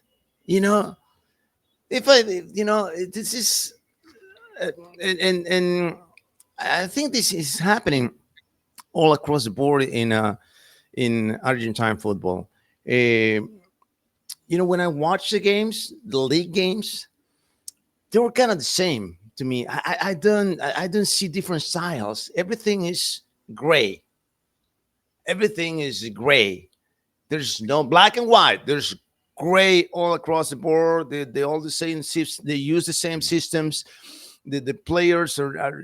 I mean, I'm not excited to watch the Argentine league anymore. It's just not. Before I was, dying to watch those games. The passion was there. That San Lorenzo was going to do this. That River Plate was going to do this. The Boca Juniors. You got to beat them. You got to, make sure that they're dead before you win a match. And now it's like I see Boca playing, and I see freaking Barraca Central playing, and it's the same thing. It is the same thing. It's all flat. Mm-hmm. It's all flat. I know that they're saying the passion and all that. But there's no. They lost weight as a not only River Plate. I mentioned I put the example as River Plate, but actually the entire league is been downsized in terms of quality in CONMEBOL. I know the Racing won the Sudamericana. I know Independiente Rivadavia is gonna probably make a deep run in the competition, but now the stars, the only stars, are in Brazil. The true stars are in Brazil. This is the truth, and the thing with River Plate and with Argentina, of course, they have the pride, they have the honor. They're going to be feisty. They're going to make things very difficult for Brazilians, but they're not equal. They're not equal. They're not equal. There's, I mean, I'm going down to the same thing about the money, but it was before there was a different vibe coming from the Argentine league, and different vibe, of course, from River Plate. Just my God, even the last championship, the last Copa Libertadores that they won, that team was something else. That team, you got Quintero, you got Gonzalez, you remember names, and we remember how epic it was, that final, going to Madrid, to the Bernabeu to play the finals and coming up with a massive game to win in the last second. That was Argentine soccer. That was Argentine soccer. They don't have that anymore. And River Plate is just a bunch of featherweights scoring goals from, I don't know. Wow. I don't know. It's just disappointing. You ain't kidding. Disappointing. Johnny, give me a name from River Plate that stands out right now. If you say River Plate, you say who? Armani. This kid Beltran that is going to be the fourth goalie for the national team. Santiago Beltran. Give me a break, brother. Give me a break. Oh, wow. Yeah, I'm looking at the roster right now. I'm digging up River Plate's roster. Give me one. And all right, no, I don't want bragging. It stands out. Nobody. Got this kid, Juanito Mesa, 18 years old. Who?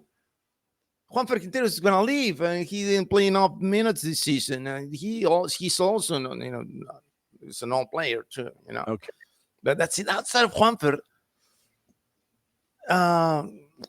Pesela, no, he doesn't. No.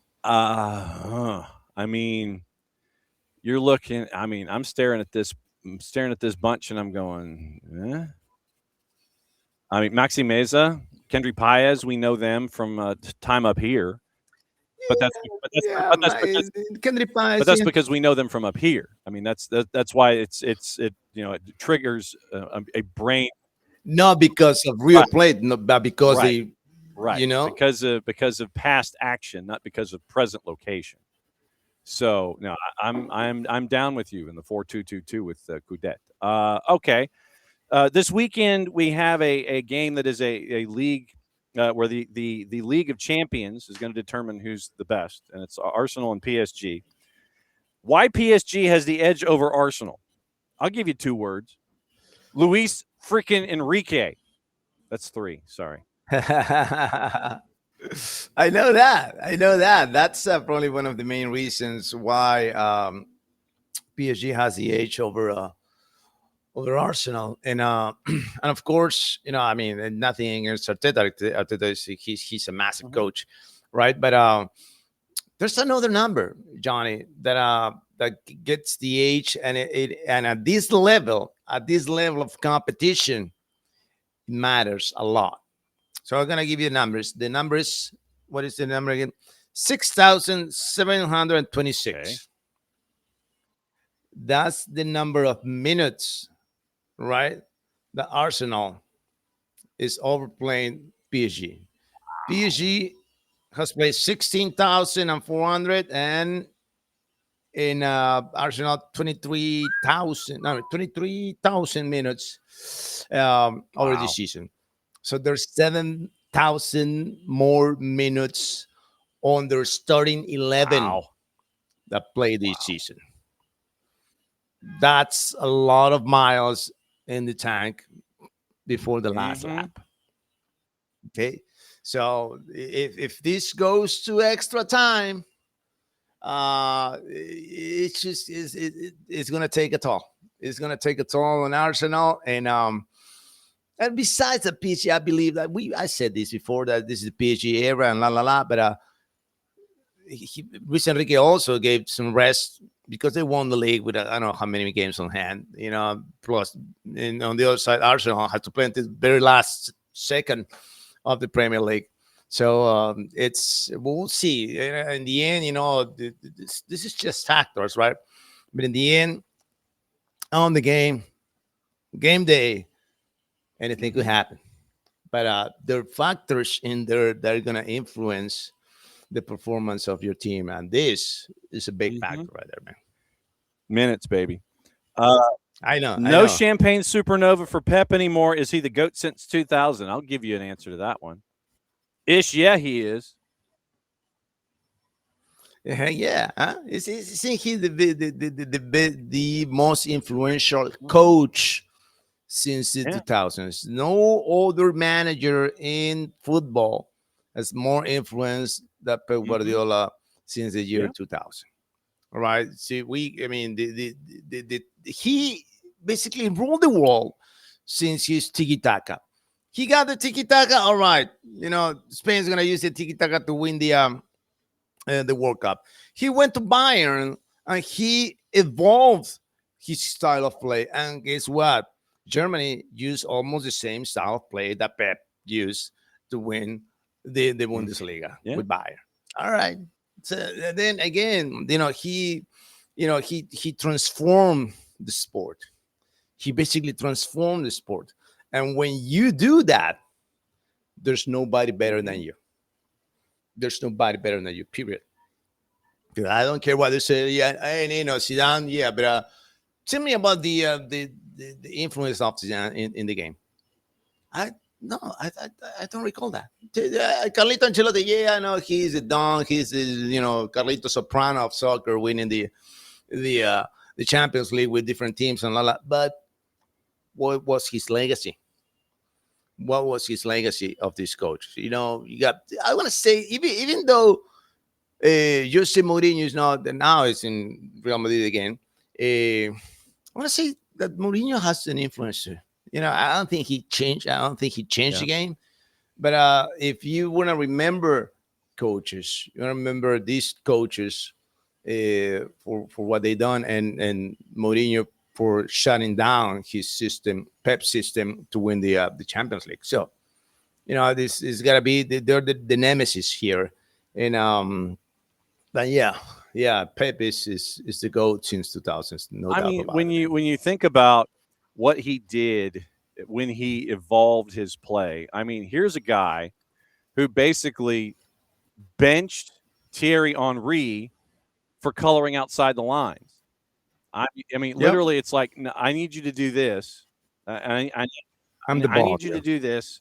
And Thierry Henry freelanced and scored on that particular possession everybody talks about. But Pep was pissed because he went outside the lines of the structure, and you can't do that in that system. It is not about the solo. It is not about the soloist. It's about the band. And you could have one of the best solo guitarists in the world. You could have a solo singer with a great voice. But if the band isn't together on the same page, then the symphony's going to suck. And that, for someone who is not afraid to sit there and have that lesson with Thierry Henry, and Henry admitted later, he's like, yeah, no, he was right. Yeah, he was right. Yeah. So when you have that kind of evolution, when you have the evolution that you saw with the fullbacks at Manchester City, with John Stones of all people diving into the play and basically going on an inside run, or and you're seeing that now with Wilfred Nancy, and you're seeing that with a bunch of different managers who will sit there and they will take their fullbacks and go for it. Space is there. Take it and run. I mean, you see what Pep Guardiola has done on a bunch of different fronts. And for me, I love it when you put Pep in front of like a video board, or you put him in front of like a display, and he can sit there and go, well, this, and you're sitting there going, damn, man. I mean, literally, he blows your mind with what he comes up with when he looks at things in 3 dimensions for me. Yeah, absolutely. He's a genius. He's a genius. That's what he is. I love what he said. If you see me on the streets, and you're a Manchester City fan, just give me a hug, man. I'm gonna need it. So, that tells you the other side of the insane man here that he is, man. So what is this? And the Oscar for best shorts? Yes. I love it. I mean, I use every year, every World Cup, there's the national teams releases their names, right? The list. And you seen the list every now, the shorts, they made for the one that they made for England, the one made for the US.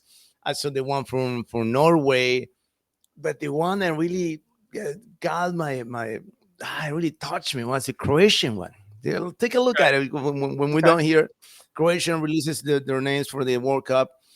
They're showing their parents holding the pictures when they were young, and they were showing video footage when they were kids playing, under 11, under 9, and then they put all that together. My God, I was crying. Man. I cannot understand a single word of Croatian, but I was just bawling, brother. I was bawling. It's just insane. And I love the one from Senegal too. It was beautiful. It's just, I mean, this shit. I think FIFA will come up with this, man. They'll come up with this. Hey guys, when I release now the best the teams releases of the year or whatever. But they should have done that, man. It's just absolutely stunning. Take a look at it, man. Croatia releases their names for the World Cup. You gotta get a T-shirt on it for place for Croatia and Senegal. It is written down. So leading into your World Cup Chronicles, we all laughed about him, but we got it all wrong. Oh yeah. This is I mean, I wanted to bring a more emotional story, but this is just all right, guys. 1974, right? 1974 World Cup in Germany, right? And Saida was there for the first time, and of course they I mean they were playing against the big dogs in soccer back then. They played against Yugoslavia, they played against Brazil, and they lost to Yugoslavia 9-0. 9-0. So guess what? There was a dictator back then, right? His name was Mobutu Sese Seko. He was the dictator back then in Zaire. He picked up the phone and said this. These were his words. All right, guys, if you allow 4 goals or more, there are going to be fatal consequences for you. Fatal consequences for you. All right. So they were going down 3-0 against Brazil. Free kick, 25 yards away, run a semicircle outside the box. And it was Rivellino about to take the set piece. And everybody was like, okay, looks like the number 4 is coming. What do we do? What do we do? So, what's this guy's name? Mwepu Lunga, just got off the wall, and goes again and kicks the ball. What are you doing, brother? Everybody was looking at you. What is this guy doing? He doesn't know the rules. What are you talking about? It's not your free kick. It's Brazil's free kick. They were all laughing about that. But he was just trying to save his life. Wow. Which is trying to save his life. And he went ahead and kicked the ball to the concentration off of the Rivellino, and he missed the free kick, and they survived because Brazil won only 3-0. Wow. That's crazy. Yeah, Mwepu Ilunga he got a yellow for it. He got a yellow for it with 12 minutes to go. But the final, once again, 3-0 as Blagoje. And he saved his life and his team's life. Blagoje Vidinic was the manager, Yugoslavian manager who is now the Democratic Republic of Congo. Back then they were Zaire. But yeah, so Jairzinho, Rivellino, and Valdemiro scored 1, 2, and 3. So that was the rundown of that one. World Cup in Germany in '74. That's crazy. See, now I'm gonna have to go back to the Zaire dictators from the 1970s and see what's going on. Check it out. So, all right. So, what's the latest? What do we need to know? What's going on, brother? Next Tuesday. All right, everybody. It's my birthday. It is my birthday on Tuesday, and in a week from that Tuesday, it's on the 8th. Well, not a week, but 6 days. We're going into this trivia contest again. They invite my team again because of what we did last time around, and so we're gonna be on TV, proving my knowledge about the World Cup, because the tournament was before about general soccer, world soccer and everything, but this is an edition especially for World Cup history and World Cup facts. Man. So I am so mad because we lost the last time around. We got eliminated, but I think my team is ready. My team is ready to face this again, and to prove the Peruvian TV that I know a few things about the World Cup history, brother. Well, we know what this means also, that when you come on after the TV appearance, we have to have the video. Yeah. We've got to have the video so we can play it while we're talking about what happened after the fact. So, as always, my friend, great to see you, and continue baking your what's off and making sure. Oh, how did the dog baking go? Oh, it went. Hold on a second. All right, hold on a second. I got this. Hold on, don't go. Just right away. Hold on a second. I got it right here. I want to show it to you and to the fans. Where'd it go? Then look at that. Oh man, that's crazy! Wow. And it's all with natural ingredients. I didn't use any sugar, any flour. I gotta do the research for this, and because, but I got it right. I got it right, and the customer was happy too. The customer was happy. Always right. And now I got more orders from that too. So that was fantastic. Great. It was great. It went great. All right. So happy early birthday, because once you turn, you're a June guy too. So we dig that. So Yeah. happy early birthday. We will catch up with you after your birthday if you have recovered from your birthday by the time we come back again next Thursday, and we'll find out about your birthday as you get ready for the trivia tournament also. Love you very much, my friend. We'll catch up with you soon, and have a great weekend, and just go kick some ass, all right? Yes, sir. Yes, sir. Yes, sir.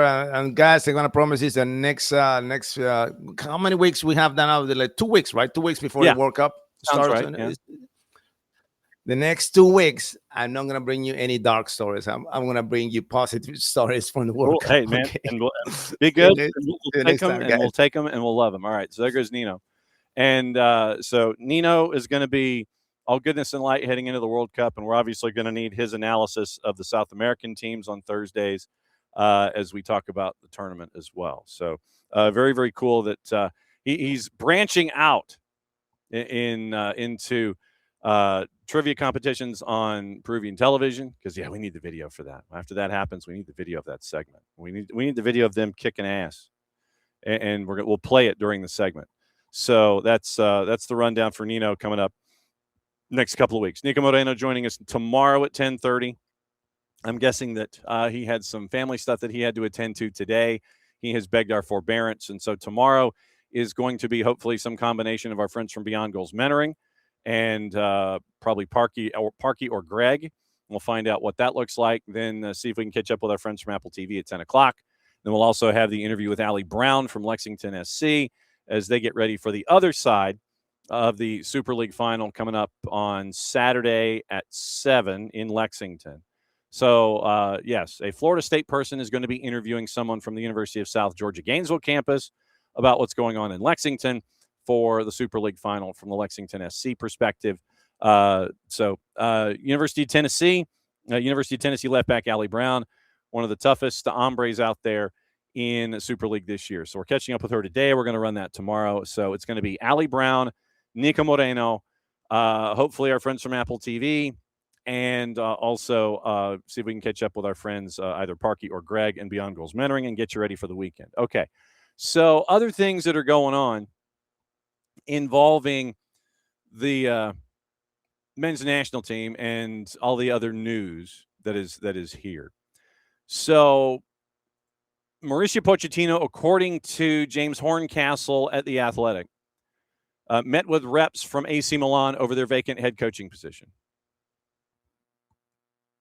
Basically, I read that and I'm like, okay, cool. Yeah, so be it. Meeting took place last week ahead of camp in Georgia. Sources have told The Athletic Pochettino's contract obviously expires after this summer's World Cup. 54-year-old has been identified as a potential successor to Max Allegri, who left the club earlier this week. Andoni Iraola is the leading candidate, or a leading candidate.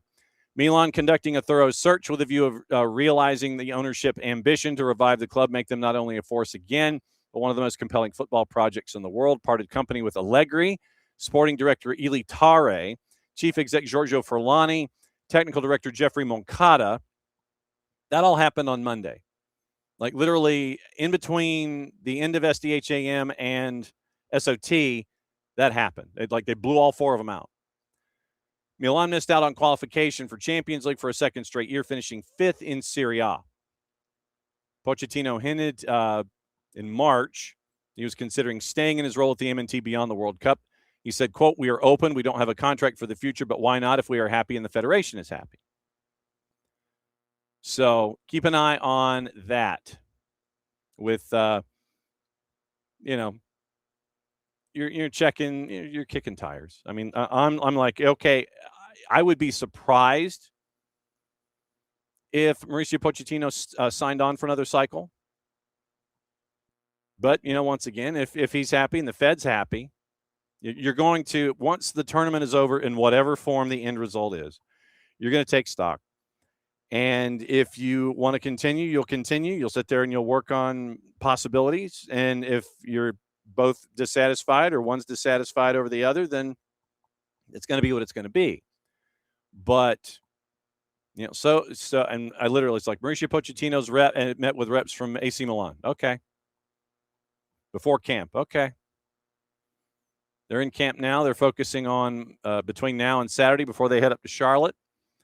And you're going to have reports from us around the activities in Fayetteville all week long. And it will be, like I said, we'll keep an eye on all that stuff. And we will let you know what's going on down there in Fayetteville. Let's see. Required stuff. Okay, so just headlines. Senegal categorically deny that their head coach Pape Thiaw refused to travel with the team to the World Cup. Bosher and Matthews. This came up this morning. That they categorically deny men's team head coach Pape Thiaw has refused to travel with the team to the U.S. as they prepare. Senegalese Federation said it wanted to do so in order to set the record straight in the face of misinformation circulated by certain media outlets and on social media. Reports from Africa had suggested that Thiaw had refused to board a flight due to his contract with the FSF having expired in February, delaying travel plans. Wednesday morning, FSF posted its team had visited the palace of the Senegalese president, Bassirou Diomaye Faye, followed by photos of squad members at the airport. Late on Wednesday, the FSF posted a statement acknowledging travel plans had been disrupted, with the initial flight scheduled for 3:30 delayed until 7, then again until 11. And then the FSF said it was due to exclusively to the administrative and logistical constraints linked in particular to the late issuance of operating licenses for the special flight to the U.S., as well as the pending finalization of visas for certain members of the coaching staff. So Pape Thiaw appointed Senegalese coach in December of 24, named their 28-man provisional roster last week, needs to be cut to 26 by June 1st. They get the friendly in the U.S. on Sunday, Saudi Arabia on June 10, drawn in Group I with France, Norway, and Iraq. So that is the notes on Pape Thiaw. All right, also on the board, Morning Dawn Star, by the way. So Dawn Star, glad you're here with us and glad you're hanging out. Obviously, once again, tomorrow we are going to get you ready for the weekend. A bunch of different things going on. We got championships. We got Champions League. We've got Super League. We've got a bunch of other things going on the weekend, and we'll set that up for you as best and as only we can here on the network. So a lot of different stuff going on. We'll check our sources and our friends and see what other news we might be missing this morning. All of the sources and all the news and all the things. Werder Bremen have signed U.S. YNT center Ramiz Hamuda from Birmingham Legion. Turned 18 this week, featured in the U17 World Cup. And so that lends itself to being a nice payday for Birmingham Legion. Ramiz Hamuda now heading to Werder Bremen. Also on the board, you have news that came in involving Orlando City and the Purple Team.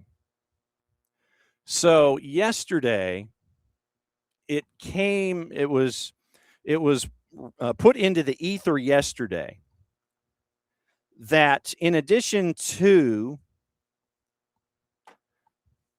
Antoine Griezmann, that there were reports that Gignac would be making his way to Orlando City. And literally, these were rumors that were put out into the ether yesterday that André-Pierre Gignac, who is 40, by the way, that Gignac would be in consideration for the Purple Team. Gignac and the Purple Team. Like I said, 40 years old. And now there's the counter reports, basically, that ain't no way that Gignac would be heading to the Purple Team at all. RG La Deportiva was one of the ones that was attributed to this particular storyline. And this is out of Monterrey and Nuevo León. So they were the ones that put it into the areas where it is being talked about as much as it is. So Tigres arrived at the team hotel ahead of Conca Champions final. Last player to step off the bus was, in fact, Gignac. And so he is there and he had his last home game, and you had the all of the get-togethers and such. But yes, yesterday afternoon, so 12 to so about 1 o'clock yesterday afternoon, RG La Deportiva is saying, literally, this is how they posted it. It was literally Griezmann and Gignac together again, bomba. Gignac reunites with Griezmann. Diego Armando Medina, who spends time with Tudene, among other places. He reported on RG La Deportiva, Tigres' all-time top scorer, close to joining American soccer. Gignac obviously playing his last match with Tigres this Sunday when they face Toluca in Conca Champions. He'll be a free agent. And then the thought is that he would reunite with Griezmann in Orlando. That is now officially being poo-pooed by anybody close to anyone that is hanging around that particular rumor. Also on the board for the United States, sources have, this is from Tommy Scoops, DC United signed Jackson Hopkins to a contract extension via the U22, 2+1 this year, as he has a regular role for the club. He's already set a career high in MLS minutes. So Jackson Hopkins signed by DC United, and this was really something that needed to be done from a DC United perspective. So that was a big blanking thing that needed to be done for them. So morning Dawn Star, morning Ricky, morning David. Yes, my money's on PSG too. So thanks for hanging out with us this morning. Also on the board, we have more camp news from the Arthur M. Blank U.S. Soccer National Training Center.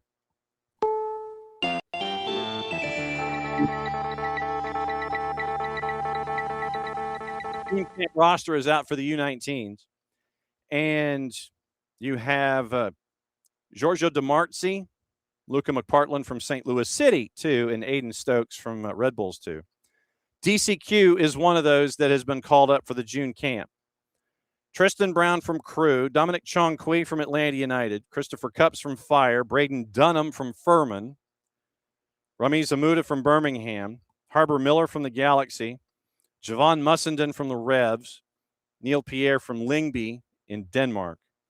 Midfield, Snyder Brunel, Colin Gusky, Santi Morales from Inter Miami, Axel Perez from Castellon, Cooper Sanchez from Atlanta United, Johnny Shore from NYCFC2.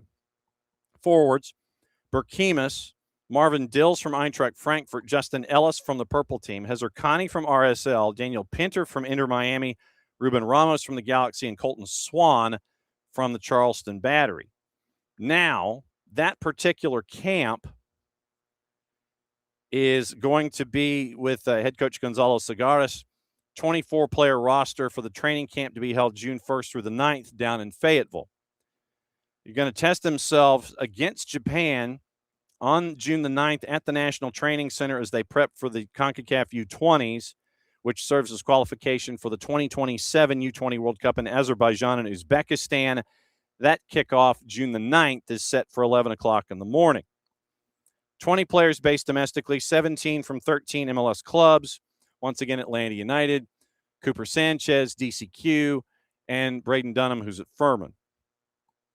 4 European-based players, once again, Castellon, Eintracht Frankfurt, Lyngby, and Roma. 19 players born in 2007. 5 were born in 2008. So that is the quick rundown there involving the news down in Fayetteville. And obviously with that camp 1 through 9, we'll see if we can go and camp out there and find out what in the wide world of sports is going on as we go. Also on the board this morning, checking out the latest in the transfers. We did talk gossip, rumor, and innuendo. Once again, it's going to be a 5-year deal, looks like, for Newcastle and Anthony Gordon, €80 million, inclusive of add-ons. Could be announced as a Barcelona player Friday or Saturday.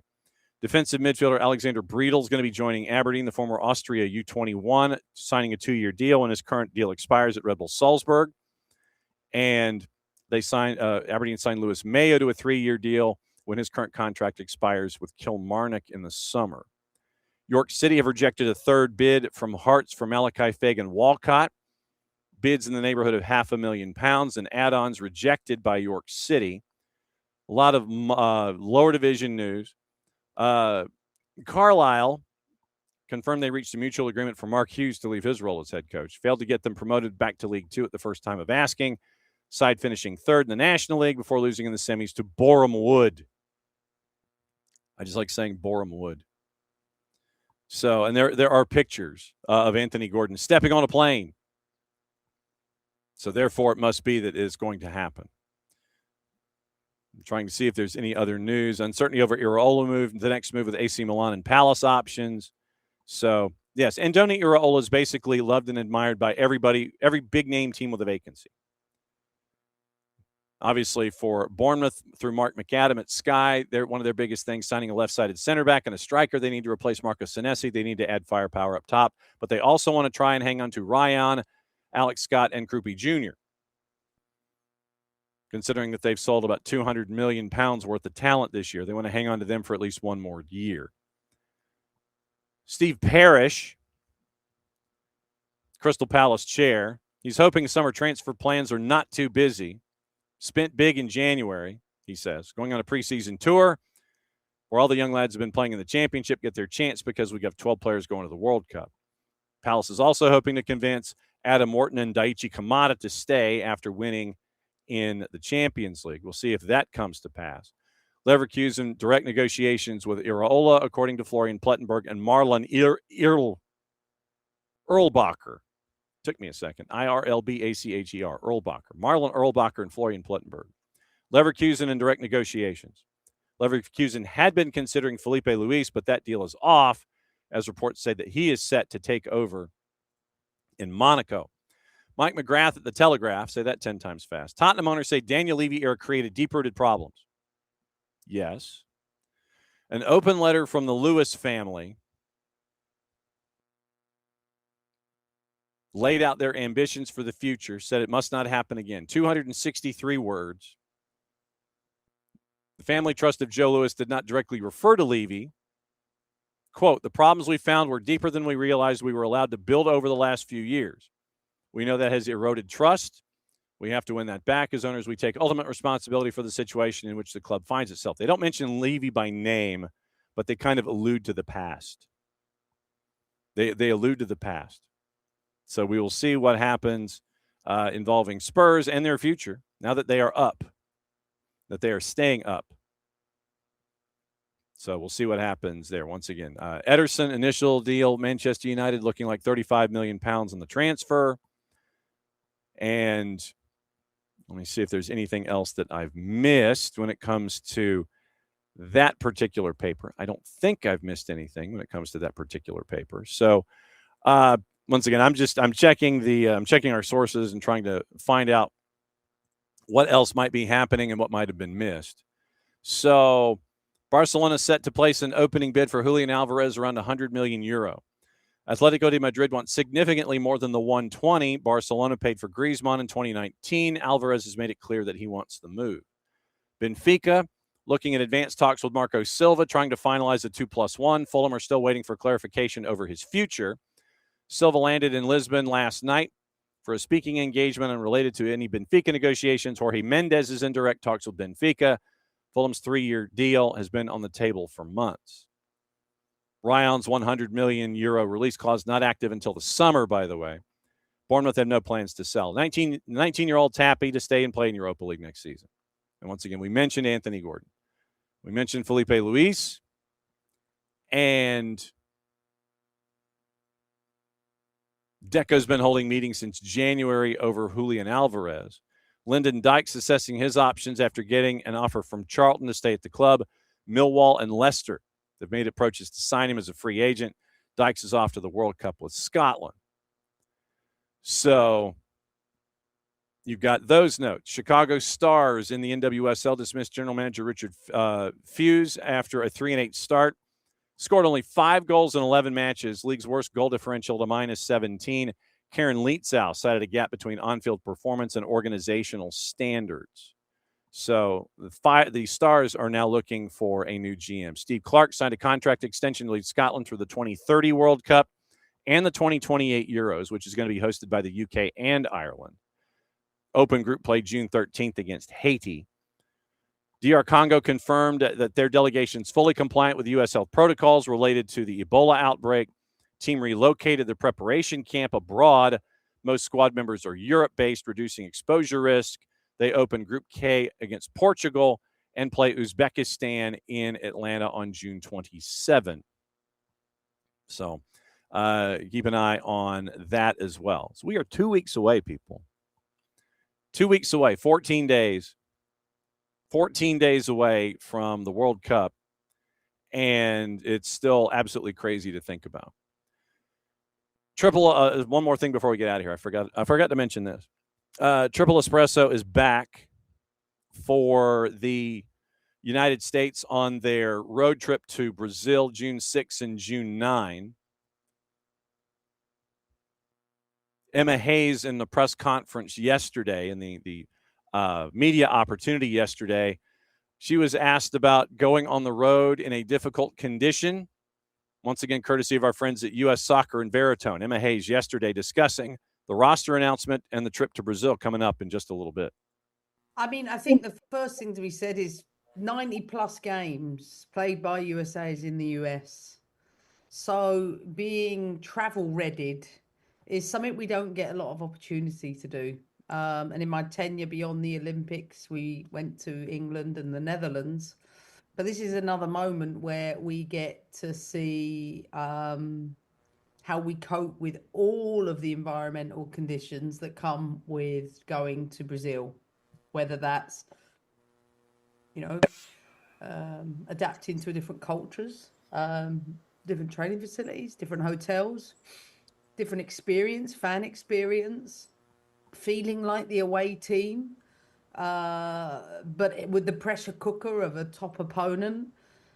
All of these things really, really matter. And I think, and I've been really clear throughout this, is about qualifying first. But we're going to Brazil, and this gives us an opportunity to really pick up some valuable lessons. And when I was putting the roster together, it was that in mind. We've got this camp and October. They're the last two camps before qualification, and I'm honing in on making sure that the vast majority of players that will be in contention for that November roster are in this camp.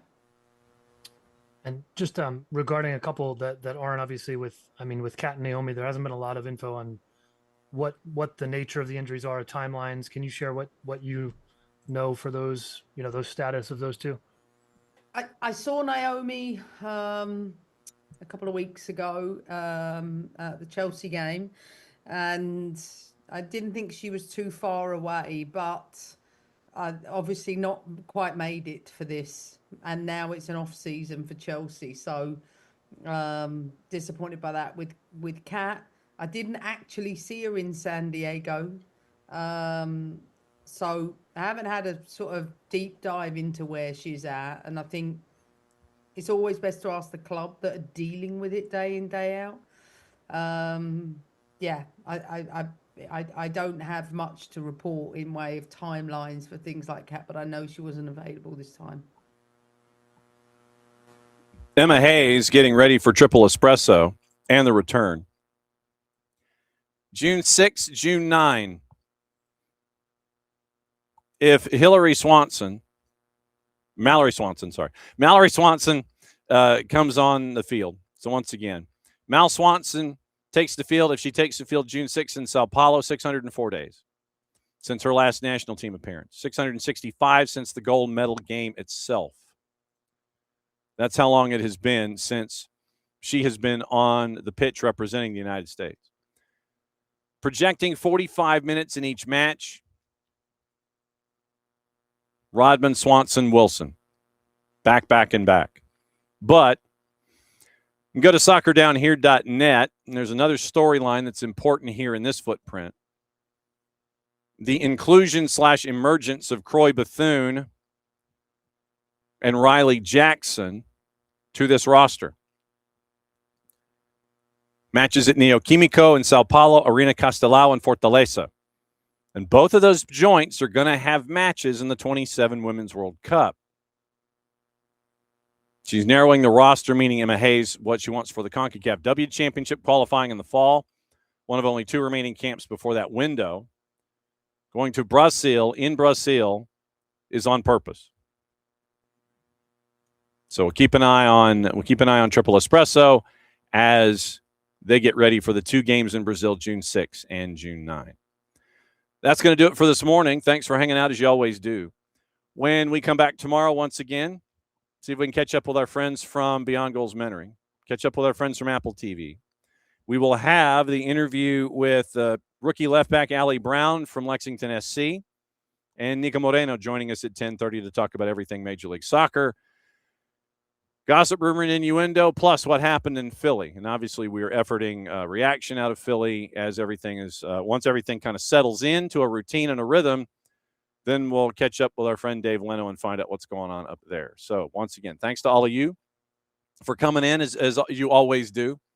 Back at it again tomorrow morning, 9:05. Since it is the end of the show, keep an eye out on all the socials for all of our coverage as we get you ready for the World Cup coming up around the corner here in this here footprint.